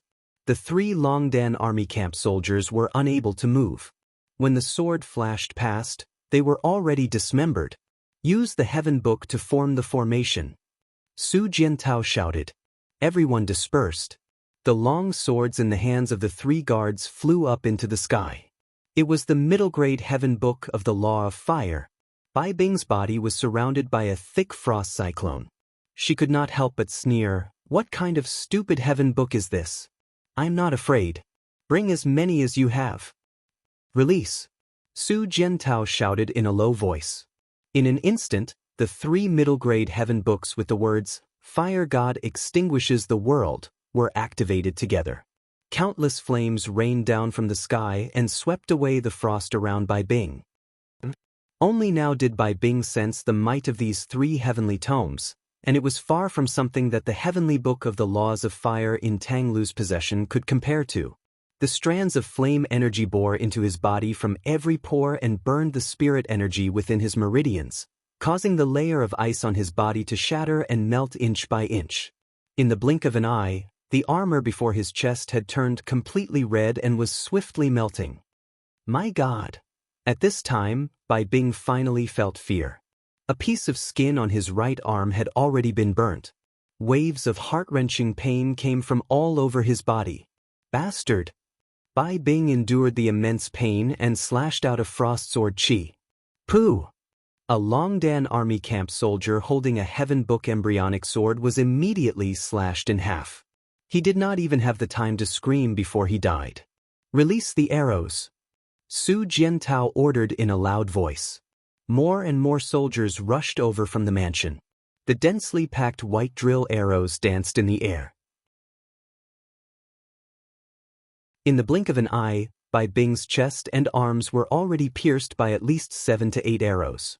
However, the arrows did not penetrate too deeply into his flesh. They did not even injure his bones or internal organs. The body of a 5-star demon sect powerhouse had been tempered countless times. It was really too tyrannical. Bai Bing was full of shame and anger. He originally thought that he could perform a miraculous feat and kill Su Jiantao here. However, he did not expect that he would be defeated by the heaven book. He raised his palm and layers of frost formed a whirlwind that blocked the white drill arrows. When the frost storm dissipated, everyone could not see Bai Bing's figure anymore. This 5-star demon sect powerhouse had already escaped. Su Jiantao held the long sword with a dim light. This long sword of space law allowed him to directly teleport once and also saved his life. He stepped on the broken bricks and walked towards the courtyard. Looking at the mess on the ground, Su Jiantao could not help but secretly sigh. There were so many people and so many embryonic heaven books, but they still could not kill this demon clan assassin. Governor, the guard at the side said bitterly, we lost 7 people. Got it. Su Jiantao looked up to the sky and sighed. The demon clan has already targeted me. It's all my fault for letting everyone follow me to take such a risk. Governor, don't say that. We are soldiers of the Empire. We can die for the Empire at any time. It's better to die in battle here than to wait for death in Lanyan City. I know. Send a letter to Lanyan City and tell Commander Yu everything that happened today. Yes. 3 days later, in Lanyan City, a letter arrived at the commander's tent in the Longdan army camp. It seems that the demon clan really have their eyes on Su Jiantao. Lin Muyu slapped the letter on the table with some irritation and said, forget about the 2 Wangfu scheming against us, but the demon clan also came. Sidu Sen and Wei Chou pulled the letter over together and looked at each other in dismay. Sidu Shui only took a glance and knew what had happened. She smiled gently and said, Darren, Su Jiantao is guarding Tsangnan province and providing troops, food and combat materials for the steel wall. He has long been a thorn in the demon clan's eyes. If I am the commander of the demon clan, I will first get rid of Su Jiantao and then attack the steel wall. Lin Muyu was startled. If using General Shui's deduction, does it not mean that the demon clan will soon make a comeback? Sidu Shui was surprised. I just said it unintentionally. Darren, is there really such a possibility? Wei Chou asked. The demon clan has been dormant for 7 months. It is reasonable to say that they are indeed unable to hold back.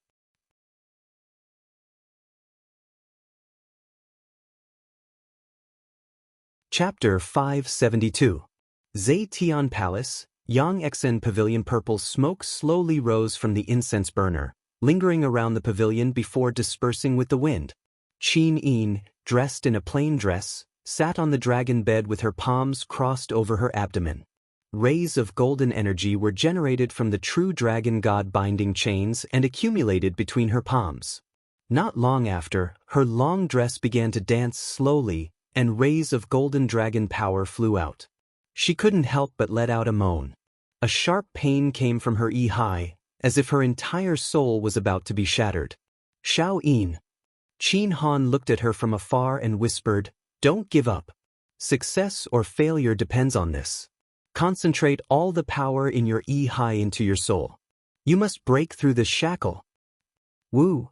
Qin Yin closed her eyes tightly, her long eyelashes trembling slightly. Her spiritual sense sank into her high, and she condensed her body.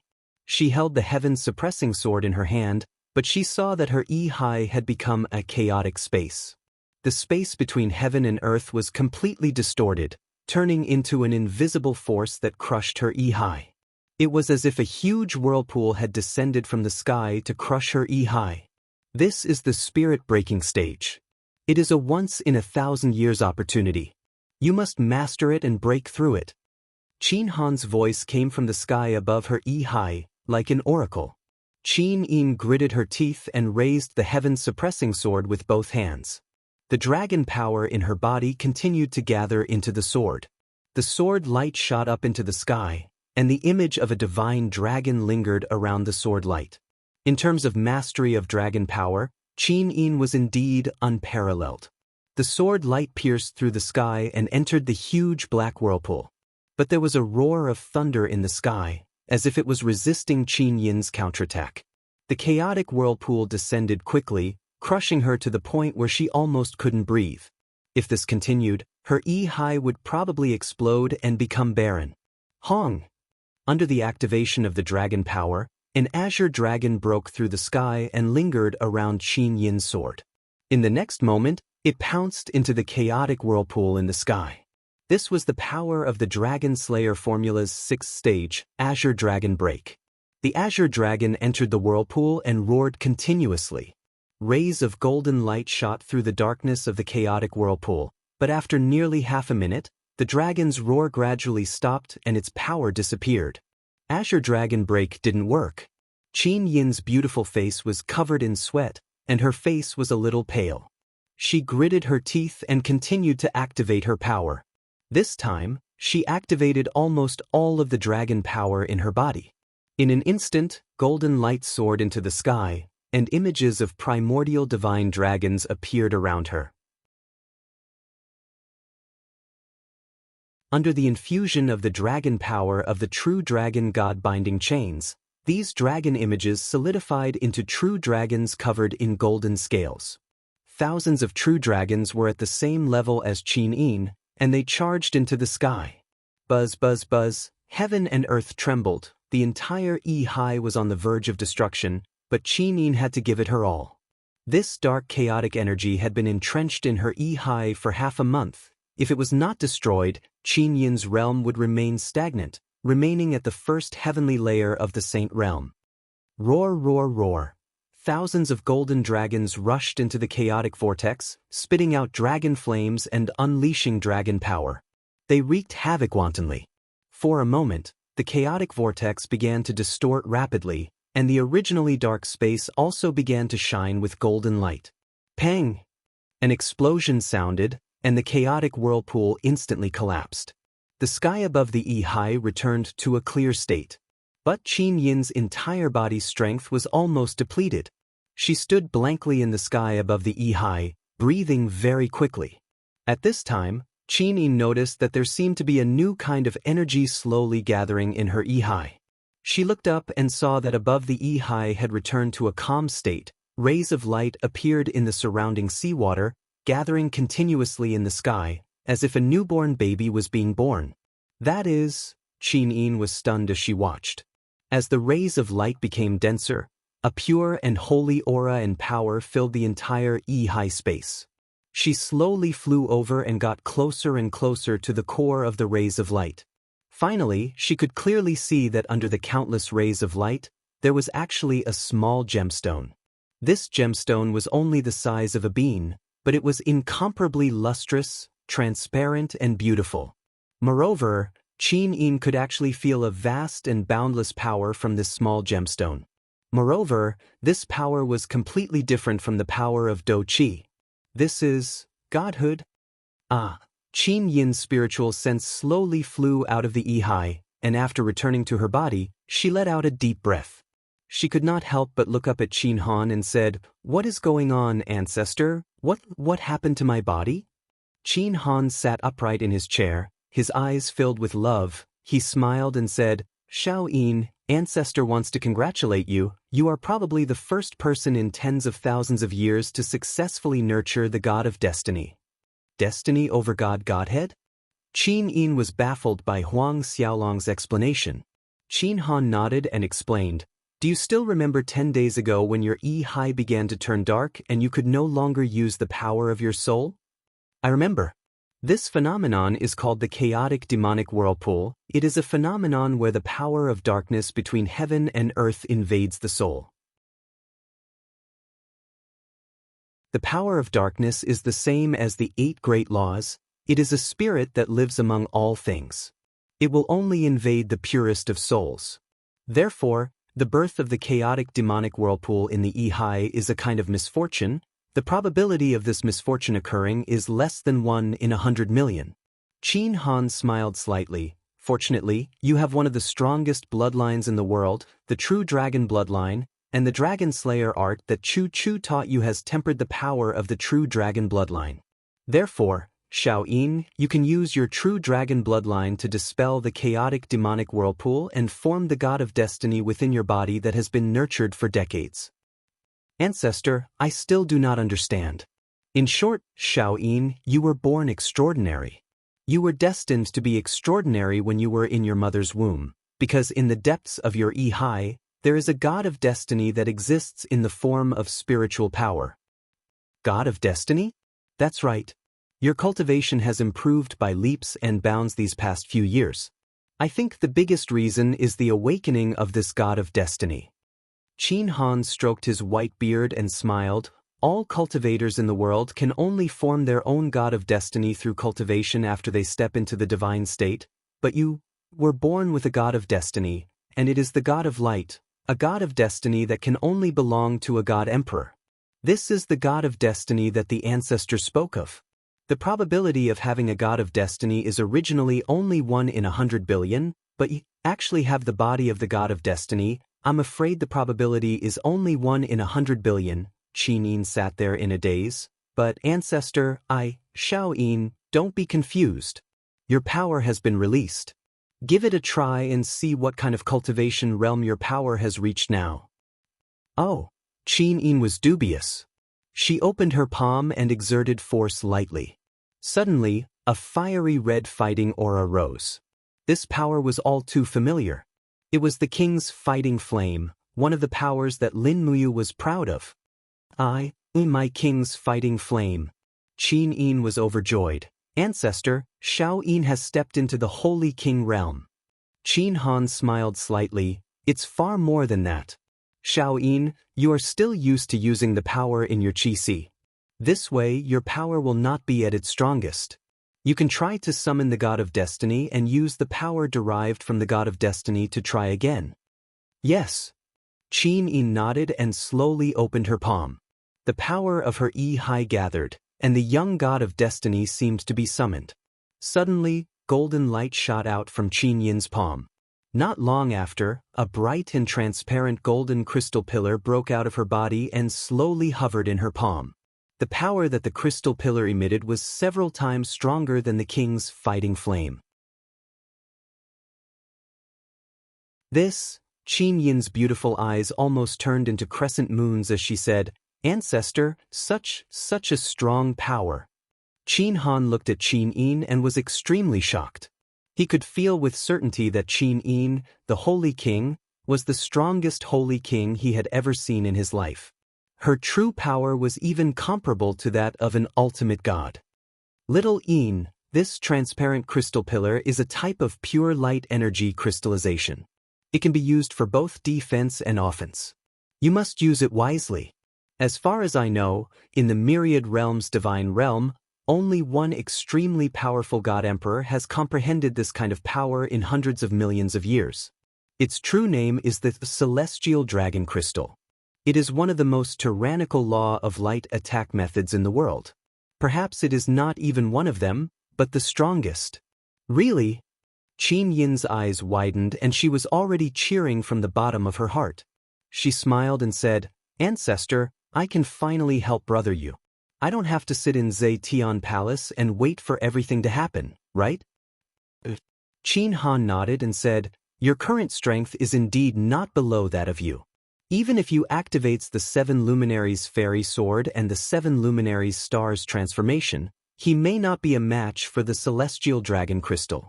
However, Xiao Yin, your understanding of the Celestial Dragon Crystal is still too little. Cultivate for a period of time and master it first. All right. Thank you, Ancestor. You're welcome. Qin Han squinted and said, There is one more thing. Xiao Yin, you must remember. Please tell me, Ancestor. You are a person with the Destiny Lord Godhead and the Celestial Dragon Crystal is a rare ability in the 3 realms. You must remember to keep it a secret.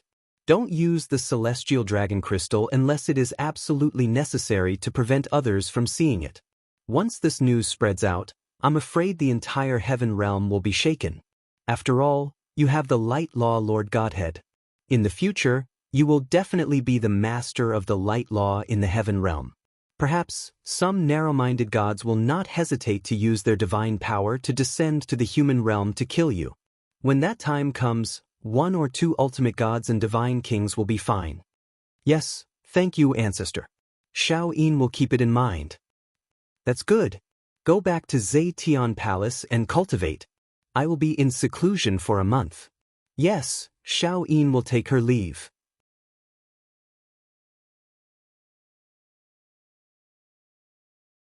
Chapter 573. The night passed and the sun rose.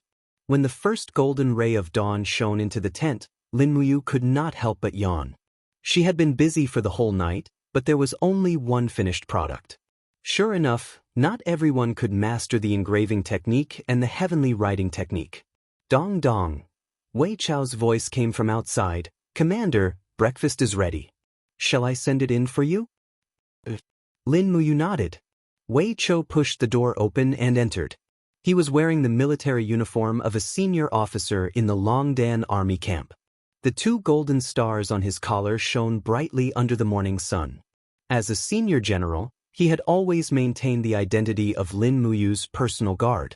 He personally delivered food and other things.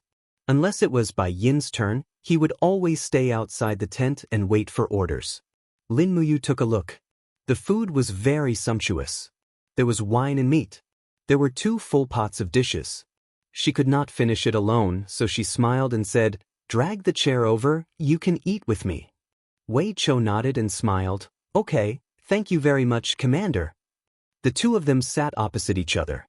Lin Muyu took the wine pot and drank a mouthful of wine to refresh herself. Then she grabbed the steamed bun and ate it with the pork. The night of engraving and the heavenly writing technique had almost exhausted his spiritual power and physical strength. He had to replenish it. Wei Chou sat there respectfully. He turned around and looked at the large pile of fine steel armors beside him. He could not help but exclaim, "Sir, you didn't sleep for the whole night again?" "If General Shui was here, I'm afraid she would scold you again." Lin Muyu's heart warmed. Although Sidu Shui was a mercenary, she was very good to her and Wei Chou. It could be said that she cared for them very much. If she saw that Lin Muyu did not take care of her body, she would definitely fly into a rage and scold her. She did not care about offending her superiors. She just regarded herself as the life committee of the Longdan army camp. She had the final say in everything such as life and army accounts. However, after having Sidu Shui as the housekeeper, Lin Muyu was a lot more relieved. At least there would not be any major problems in the logistics. Otherwise, there would be Situ-sen, Fengshi, and a group of rough men. If the logistics were in chaos, the entire army's combat power would be greatly reduced. Wei Chou looked and said, "Sir usually uses the tool embryos that are easy to carry. Most of the weapon embryos are sharp swords and daggers that are easy to be carried. Why did you use them to engrave and write this time?" "I have my own uses." Lin Muyu stood up with a bun in her hand. She picked out a piece of armor from the pile and held it in her hand. "Look at this. This is my most outstanding work tonight." "Oh." Wei Chou took the armor and held it in his arms as if it was precious. He took a closer look and saw that the front of the armor was engraved with additional seals. There were a total of 3 seals. The first seal was the soaring seal, which reduced the weight of the armor. This fine steel armor that was at least 50 kilograms only felt like 20 kilograms in his hands. The second seal was the dragon-slaying seal, which provided the wearer with a certain amount of dragon power. The third seal was the Imperial God Seal, which could resist the pressure of domains. Just these 3 seals were enough to determine the value of this armor to be more than 1,000,000 Jinin coins. However, Wei Chou could faintly feel the power of heaven and earth in the armor. He turned around to take a look. As expected, the back of the armor was filled with very small divine texts. He gently brushed his hand over it. Instantly, a faint indigo light flew out, and snowflakes lingered around the light. It was the low-grade Heavenly Book embryo of the Ice Shield technique. Low-grade Heavenly Book? Wei Chou was shocked. His entire face was a little pale. He said, "Commander, you actually wrote a low-grade Heavenly Book. Oh my God, this news will definitely shock the entire Lanyan city and even the entire Shattered Cauldron Realm mainland." Lin Muyu raised her hand and said, "Don't tell anyone whose work this is. I don't want to be the target of public criticism. There are already a lot of troubles from the Iha Nation and the Demon Clan. I don't want to get involved in the Heavenly Book Pavilion's dispute. Wei Chou, this armor is specially made by me for Su Jiantao. After wearing this armor, even an ultimate god wouldn't be able to kill Su Jiantao so easily. At least, they wouldn't be able to kill him in a short period of time.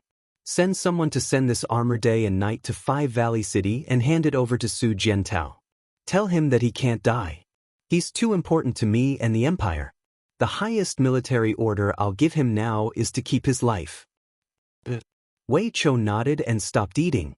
He hugged the armor and said, "Sir, I'll do it right away." "You're not eating? You can eat any time, but you have to do it well." As soon as Wei Chou left, Lin Muyu wolfed down the food and then fell asleep. She had no idea that many things were happening in the empire, such as Qin Yin's birth of a divine spark with a mortal body. In the blink of an eye, it was already late at night. Zetian Palace, East Court, Tang Xiaoxi's residence. A group of imperial guards slowly walked through the door with their swords in hand. Two maids stood quietly in front of Tang Xiaoxi's door, waiting for any orders. The hall was warm. Tang Xiaoxi sat quietly on the bed, streams of flame spiritual energy circling around her body. As a cultivator, Tang Xiaoxi had never given up on cultivation. After all, Lin Muyu had once told her that as long as she stepped into the god realm and became a god emperor, she would take her back to another world to live a different life. Regarding this, Tang Xiaoxi was very hopeful. She wanted to know what Lin Muyu's hometown was like. She wanted to know how big Shanghai was and how the population was more than Lanyan City. She wanted to know how blue the sky of Lijiang was. She wanted to know what a highly civilized society was like. To Tang Xiaoxi, this was like a dream that she was never willing to give up. She was willing to give up her life in exchange for a period of life. She knew what was most important to a girl. The sound of the drizzle moistening the soil, the sound of the flowers blooming. These were far more important than wealth and glory. Xiaoxi, an extremely seductive voice suddenly reverberated in her mind. Tang Xiaoxi couldn't help but tremble. The flames around her body began to grow wild, and the four-tailed fire fox on her shoulder also began to shriek sinisterly. "What's wrong with me?" Tang Xiaoxi's spiritual sense suddenly fell into her eye. It was dark around her. There was only a ray of light falling from the sky. Tang Xiaoxi stood in the same place, unable to summon any strength. It was as if she had been cursed. He. Amidst the seductive laughter, a woman walked out of the darkness. It was another Tang Xiaoxi in a sexy short skirt. However, this was a Tang Xiaoxi who had transformed into a nine-tailed form. Her golden eyes were full of temptation, but there seemed to be an additional hint of violence. She looked at Tang Xiaoxi with a smile and said, "I finally found you." "For you." Tang Xiaoxi was stunned. "I am you and you are me. We have always been one," the nine-tailed fox said with a smile. Tang Xiaoxi was unable to move. She asked lightly, "What do you want?" The nine-tailed fox walked forward and used her long nails to caress Tang Xiaoxi's smooth face. "Because I am you, I know how much you love Lin Muyu. But, is love something that can be shared? You still have a great enemy. Her name is Qin Yin. Every day, every minute, every second, she takes away the love of the person you love. Can you bear all of this in silence? You, go away." Tang Xiaoxi was a little annoyed. "Xiao Yin is my sister. For her, I can bear anything. We love the same person at the same time. No one is wrong. Don't try to drive a wedge between me and Xiao Yin." "Is that so?" The nine-tailed demon fox came to Tang Xiaoxi's back and gently hugged her. Her hands caressed Tang Xiaoxi's mounds and gently plucked them. Her voice was extremely seductive as she said, "Xiaoxi, oh Xiaoxi, since you were young, who dared to snatch your things? Do you still remember Tang Lu snatching your wooden sword when you were young? He was beaten up by Tang Lan. Xiaoxi, you are a girl born to be the only one in the world. Why do you have to bear such grievances? The thing you love is yours. As long as you are willing, it will belong to you alone. You don't have to submit to anyone.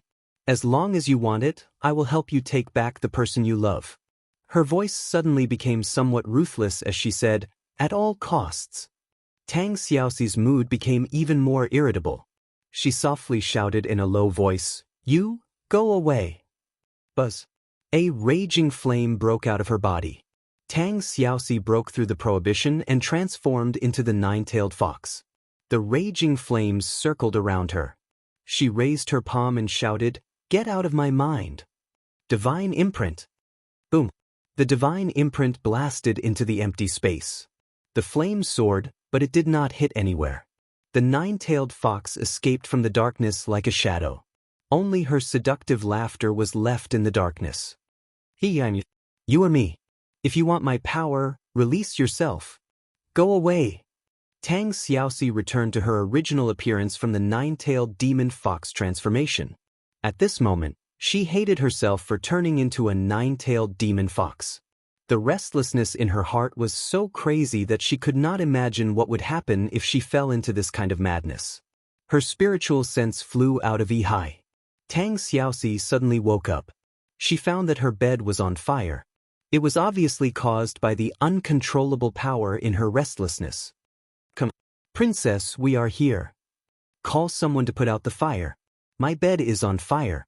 Yes. Not long after, the royal guards rushed in with buckets of cold water in their hands and easily put out the fire. Princess, your residence is on fire. Why don't you go to Her Highness Yin's? A maid said. No need. Tang Xiaoxi looked at the bright moon in the sky. Maybe Her Highness is already asleep. Help me tidy up the room in the side palace. I will sleep there. Yes, Princess. You're tuning in to the Han Li's Immortal Journey YouTube channel. Don't forget to subscribe and join us on this journey to catch the most captivating stories.